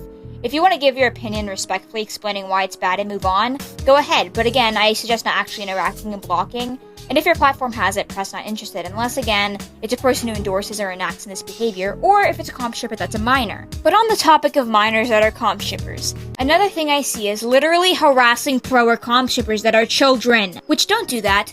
Inform them on why it's wrong, because they're kids who are most likely getting influenced into thinking it's okay. Harassing literal kids isn't gonna make you the hero, just someone who is blindly hating and isn't even attempting to look at the possible bigger picture. And to know, just because they're kids, I'm not saying that excuses all their actions, but you have to remember that kids are easily influenced by those around them. It's not fully their fault, and while many actions should have consequences so they can learn, they aren't gonna learn if you're just harassing them. And no, children comm shippers that are being influenced don't need consequences. They need help because they're obviously in a dangerous situation where they're being influenced into thinking certain things are okay. Many former pro and comm shippers that were minors literally stated that they were influenced by older people in their lives and were left with their own traumas from those experiences. So no, I'm not just pulling this out my rear end, because as I've mentioned, the community is very well known for their creeps that are creeps outside of their works. Kids are still developing and learning, so it's better you properly teach them on why the content they're drawing or interacting with is bad, instead of just making yourself look like another hater to them. They will ignore you if you approach them like that, and no actual learning and future reflection will take place from those approaches. And for kid pro or comm shippers watching, I can't tell you what to do, but please be careful interacting with those communities. Sure, there might be others like you who don't actually support the behavior depicted, but whether you believe it or not, communities like those are home place of creeps. So be mindful of who you talk to, because there are many weirdos in this particular shipping community, and just be careful on the internet in general. Also be aware the behaviors depicted are not okay in real life and shouldn't be glorified. And remember, they can lie about their ages and whether or not they endorse or enact on those things, so always be careful. If you feel you're unsafe with someone, please let others know so they can help you.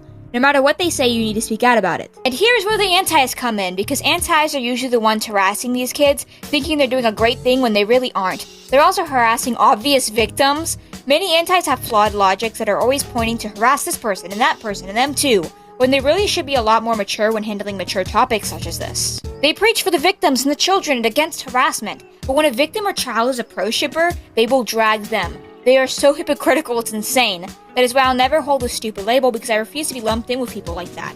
Not all antis are like that, but a big majority of those who label themselves as such are. And the antis I'm referring to are the self-proclaimed antis, not to be mistaken with the pro shipper version of an anti, which in 90% of the time just means you disagree with them, period.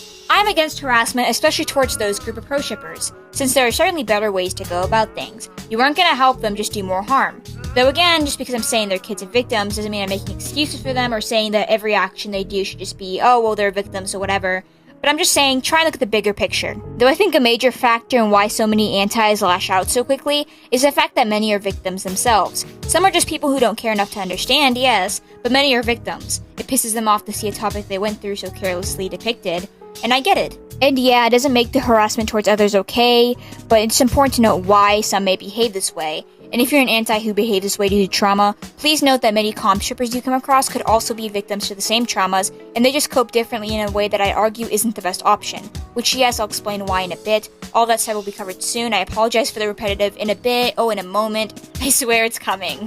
Back on track, I think it's better to try and keep your cool to the best of your ability, and I understand how aggravating it is, trust me, but your outcome will probably be a bit better if you're more mature with handling things, rather than just spitting out insults. And again, if they enact in or endorse such behaviors, that's completely different and they should be called out, reported, and held accountable, because that's the point where it gets extremely dangerous for those around them. But if something was so normalized in your life, you're gonna be numb to it. The same way gore art is seen as okay nowadays, we are desensitized just like they are, and I genuinely feel bad for a lot of them. Real good breakfast? Don't need extras. Bad for a lot of them. Though as for the shippers who don't have a reason other than they just like it, I don't know how to feel about you guys. You might say you don't actually endorse it, but for reasons other than coping, I don't really see an appeal in gross material. It just leaves a bad taste in my mouth, and I thought you guys are fine with gross things like that. And before you pull the, what about gore, which I always see the two brought up in the discussion, so I swear it's not random, that's why I keep bringing that fact up. Gore's more reasonable to me, which some may argue saying, oh, well, you're just putting double standards then. No.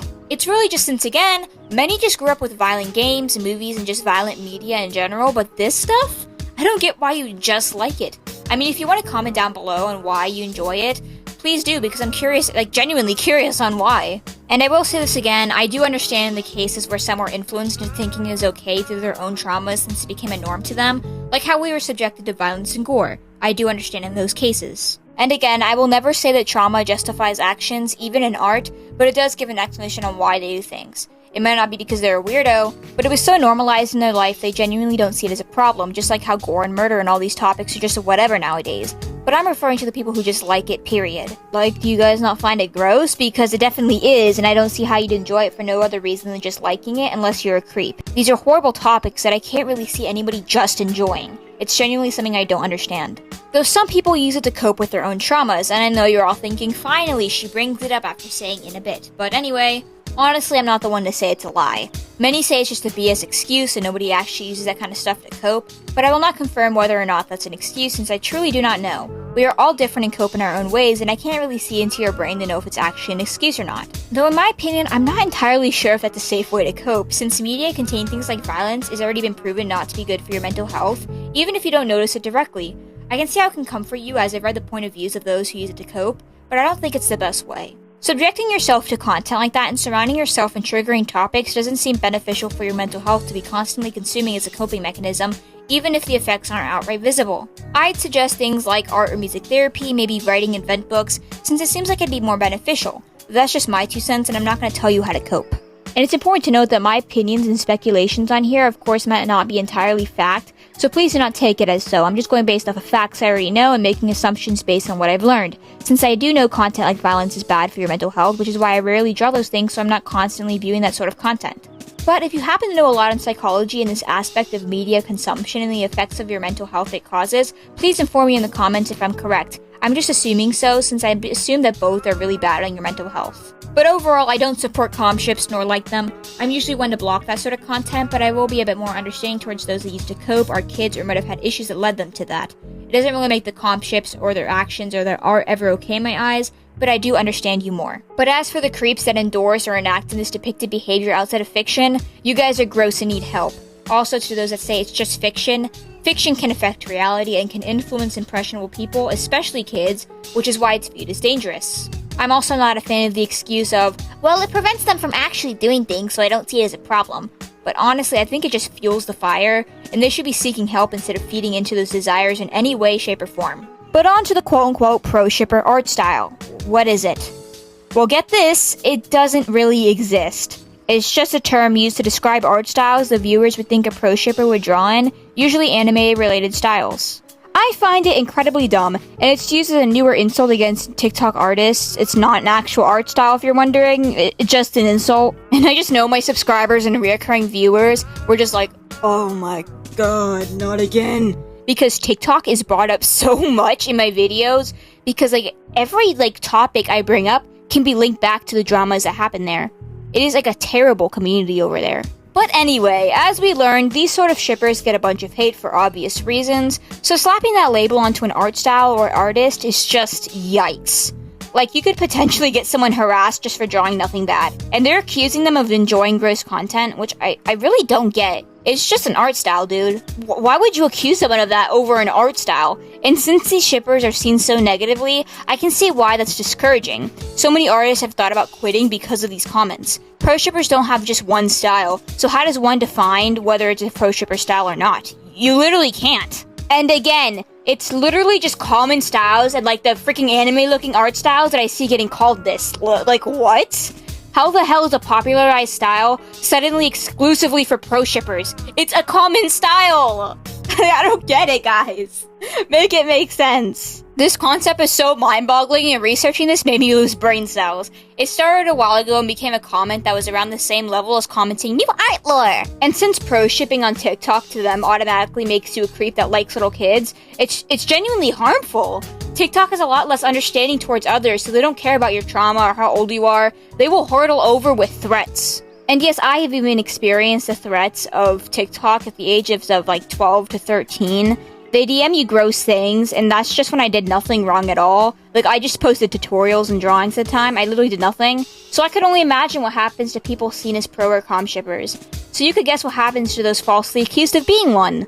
And these dumb comments are driving people from wanting to draw, like I said before, so people don't view them as a creep. Are you happy? You successfully made an artist that did absolutely nothing wrong want to quit because you think their style makes them a creep.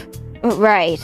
Unless there is actual proof, do not accuse people of doing stuff because of their art style. There are billions of people on Earth, and many people are going to have similar art styles, you box muncher. Now please get off TikTok and do something more productive, because clearly your attention span isn't the only thing you're losing. Brain cells. Your brain cells are dying, buddy. For the love of God, I barely see TikTok topics that don't sound like nonsense. We've got drama over chicken scratching, art styles, compliments, and so much more. I've lost hope for the art community over there. I genuinely pity the artists over there. The only sane artists on TikTok need a medal saying that I'm a survivor, because you guys aren't just users of TikTok, but survivors of the absolute hellhole it is. So to sum this up, you are not a freaking pro shipper for having an art style, you cannot categorize people for an art style, and there's literally no fact behind that.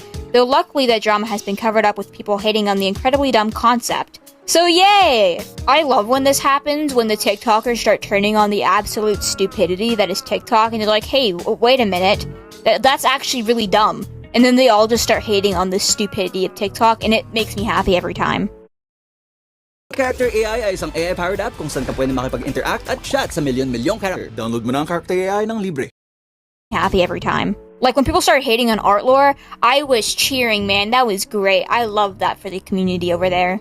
But overall, I hate pro and comp ships, but there are those that I understand on why they do it, even if I still don't view it as okay. I think before making full judgments on a pro or comp shipper, first check their intentions and look into who they are. They could be a creep, yes, or they could be a victim or child. And pro shipper art styles aren't a thing, that's just entirely dumb, and it's just classic TikTok nonsense that makes me facepalm. I try to be a bit understanding of both sides, except the ones who endorse or enact this behavior, you guys can go eat crap. But I want to be understanding for the victims who have using this to cope or unknowingly getting influenced into thinking that was okay. Honestly, I think that going into this situation with pro shit or bad, probably wouldn't have been the best approach, so that's why I kind of wanted to look into the minds of others to have a mature mindset, since these are more mature topics that I wanted to handle in an appropriate manner. So I'm praying I did come across the way I wanted to, and not as someone who's just excusing this sort of behavior in general, and I didn't want to just simplify the topic and go pro ship or bad. Anyway, that's not what I'm trying to do, since I am aware there are many factors going into this topic. Which is honestly kind of why I was a little bit afraid to post this. I didn't want you guys getting the wrong idea, no matter how many times I clarified that I wasn't trying to make excuses or ever excusing like this sort of behavior, especially in real life. But I wanted to just see the bigger picture of things. But honestly, I've concluded I know my intentions, and I know I do not support that crap, so I think it's the most important thing. Anyway, as a thank you for you listening to me yap, here are my brush codes for today. But let me know in the comments what you think, your opinions, all of that. I really want to have a discussion with you guys on all sides of the argument, and comment future video ideas. Make sure to like and subscribe if you enjoyed the video, and with that, love your art, love others, and love yourself. Bye!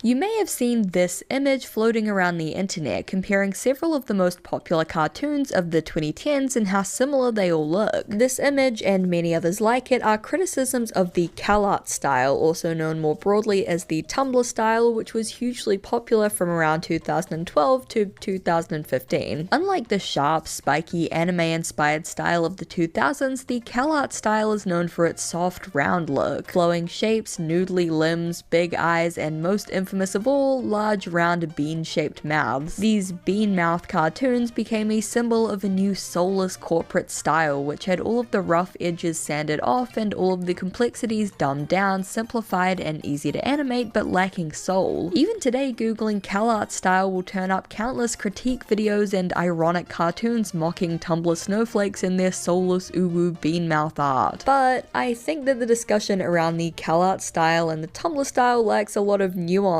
and context, so today let's take a deep dive into the CalArt style and the debate around it. Before we continue, I just want to give a huge thank you to the sponsor of today's video, Squarespace. Squarespace is the all-in-one website platform for creators to stand out and succeed online. Whether you're just starting out or managing a growing brand, Squarespace makes it easy to create a beautiful website and engage with your audience. With Squarespace's intuitive drag and drop editing, beautiful styling options, tons of visual design effects, and a whole library of templates, templates, literally anyone can build an epic custom website to fit their needs. Not only can you sell products, but Squarespace makes it easy to offer services and get paid all in one place. From consultations to events and experiences, you can attract clients and grow your business with Squarespace. And for their extra professional little touch, Squarespace Domains is a great way of giving your site a unique name. Every Squarespace domain comes with advanced privacy and security tools included to ensure that your domain remains online and protected. And Squarespace provides everything you need to bring more of your dream to life, whether that means building a website or adding a professional email service. Go to squarespace.com for a free trial, and when you're ready to launch, go to squarespace.com/izzies for 10% off your first purchase of a website or domain. A huge thank you to Squarespace for sponsoring this video, and now let's get back into things. So this video was originally just one section in a much longer analysis and dissection of internet art styles throughout the years, which I'm still working on, but I got to like page 7 of the CalArts part and was like, you know, this can probably just be its own video. In that original script, I have a whole section on early 2000s art and how that was kind of a precursor to this like 2010s CalArts style that people came to know, but to keep it short and sweet, here's what you need to know. Anime began gaining traction in the West around the 90s to the early 2000s and inspired an entire generation of young internet artists. This, alongside seminal emo works such as Invader Zim and Johnny the Homicidal Maniac, led to very sharp angular styles with detailed rendering and shading becoming popular throughout the decade. It's difficult to pinpoint exactly when the stark shift to cute round art occurred, and obviously there were many artists still drawing in a cutesy round style throughout the 2000s, but I think the shift into the mainstream may have had something to do with Adventure Time. Adventure Time is without a doubt one of the most influential pieces of media of the 2010s, which may sound kind of ridiculous when you look at it, but the show's art style, tone, and humor shaped an entire decade of animation. Adventure Time was one of the first mainstream TV shows to really embrace this kind of surreal, random humor of the 2000s internet, and many jokes and made-up words from the show embedded themselves permanently into internet lexicon. Oh my glob, floop the pig, schmauzow, whacked out poo brain, mathematical. There was at least a solid like 2 to 3 years where you could not escape the making bacon pancake song no matter how hard you tried. And just like the language and humor of the show, its art style was similarly influential. A stark contrast to the more sharp, jagged art styles of the 2000s, Adventure Time's characters were soft and round with curved edges and wiggly, noodly limbs. They were fluid, shifting shape and size to fit the scene, and their expressions were dynamic, ranging from simple dot faces to grotesquely detailed and realistic ones. This more dynamic and expressive yet simple animation style would inspire a whole decade of animation to come. The Amazing World of Gumball in 2011 and Gravity Falls in 2012 would share similar stylistic and tonal traits. Gumball took the random internet-inspired humor of Adventure Time, while Gravity Falls followed the same formula of starting off as a cute, innocent kids show before delving into more dark and dramatic serialized storytelling. Both shared Adventure Time's round art style, goopy noodle limbs, and silly expressions. These shows were all insanely popular and gained huge online followings, but it wasn't until 2013 when Cartoon Network aired their first episode of Steven Universe that this sort of 2010s animation fandom would reach its peak. Steven Universe, like Adventure Time and Gravity Falls, was an episodic kids cartoon that gradually became more serialized with overarching plotlines and character arcs, a trend which continued all throughout the 2010s and is still popular to this day. Steven Universe was Cartoon Network's first show created by a woman and was also the first American kids TV show to prominently feature openly queer characters, including a lesbian couple who was shown kissing on screen and even getting married. The show found a huge fan base on Tumblr, which had a large population of LGBTQ+ users who resonated with the show and its characters and themes. As time went on and fandoms for Steven Universe, Gravity Falls, and other shows grew, more and more artists began adopting these sort of stylistic traits into their own art. Soon, the term CalArt style kind of vaguely morphed into the more generic term Tumblr style. One of the clearest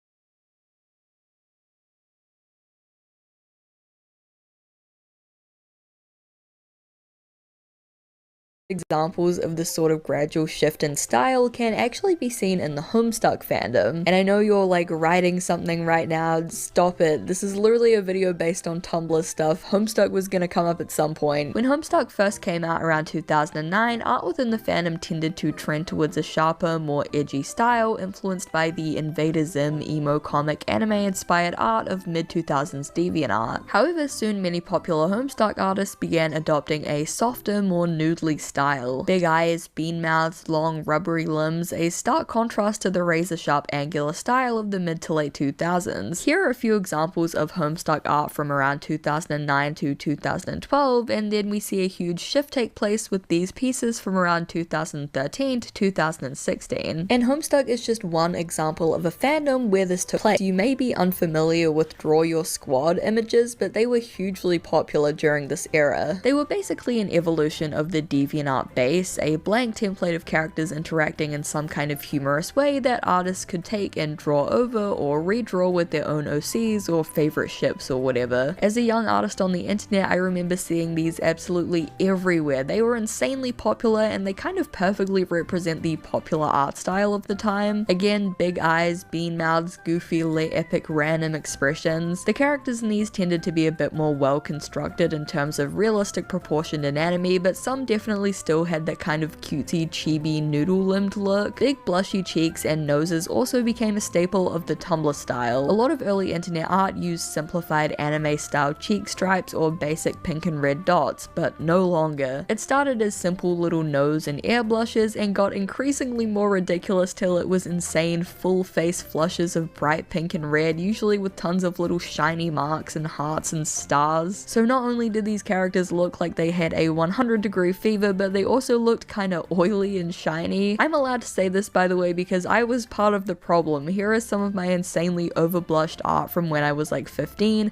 bonus points for it being gay Night in the Woods shipping art. Heavy bright blush carried into and became one of the defining stylistic traits of the 2015-2016 YouTube animatic art style. If there was a Hamilton, Heathers, or Be More Chill animatic, you could bet that all of the characters would be blushing like crazy. Again, throwing myself under the bus, here are some screen caps from Heathers and Dare Evan Hansen animatics I made when I was a teenager. You'll notice both the round uwu bean Tumblr style and the super prominent blush here. If anyone has any further questions about these, I will not be answering them. What do you mean? Do you look down on me?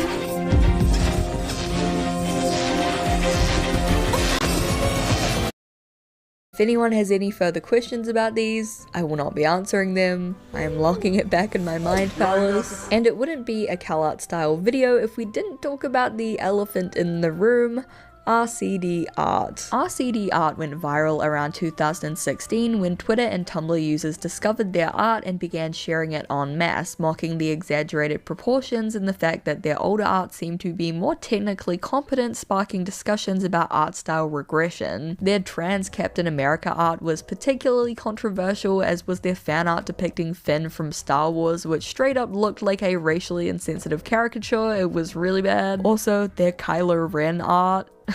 No comment needed. Their style was clearly very heavily influenced by Steven Universe and the art of Rebecca Sugar, from the smooth flowing lines to the exaggerated body shapes to the fact that they also just happened to do tons of Steven Universe fan art. RCD Art's art was dunked on so hard that they ended up deleting all of their social media and disappearing off the face of the internet. Despite this, the buzz around their artwork reawakened the dying CalArt style discussion and bolstered it even further, as they did indeed attend CalArts themselves. Even today, these pieces of art are often used to mock Tumblr artists and Tumblr as a whole, as well as the CalArt style. There are a couple of other pretty infamous examples of the Tumblr style, including Miss Officer and Mr. Truffles. Miss Officer and Mr. Truffles was a failed Kickstarter for an animated TV show based on a Tumblr post about a bear and a cop. The project was marred with controversy and drama and came under scrutiny for its $80,000 goal for a 7-minute pilot pitch. The show's art style was very much in line with what was popular on Tumblr, Tumblr at the time with a cutesy round style, big eyes, and blushy noses. Art of Miss Officer and Mr. Truffles is sometimes used in memes criticizing the CalArts Tumblr style and wider Tumblr culture. And then of course you have the bisexual furry drug dealer Miku Binder Thomas Jefferson. This image is immortalized in the Tumblr Hall of Fame for good reason. This art was more from like the 2015-2016 YouTube animatic era than the early 2010s CalArts style era, but you can see the influence is still very much there. The lore runs so deep with all of these that I could honestly go on forever, but look, this isn't meant to be like a call out. It's coming up on like 10 years since this whole era ended, and these artists have probably hopefully matured and moved on and grown. Also, if I called anyone out, I would be a huge hypocrite. That one body shape style tutorial I made at like age 14 goes viral all the time, and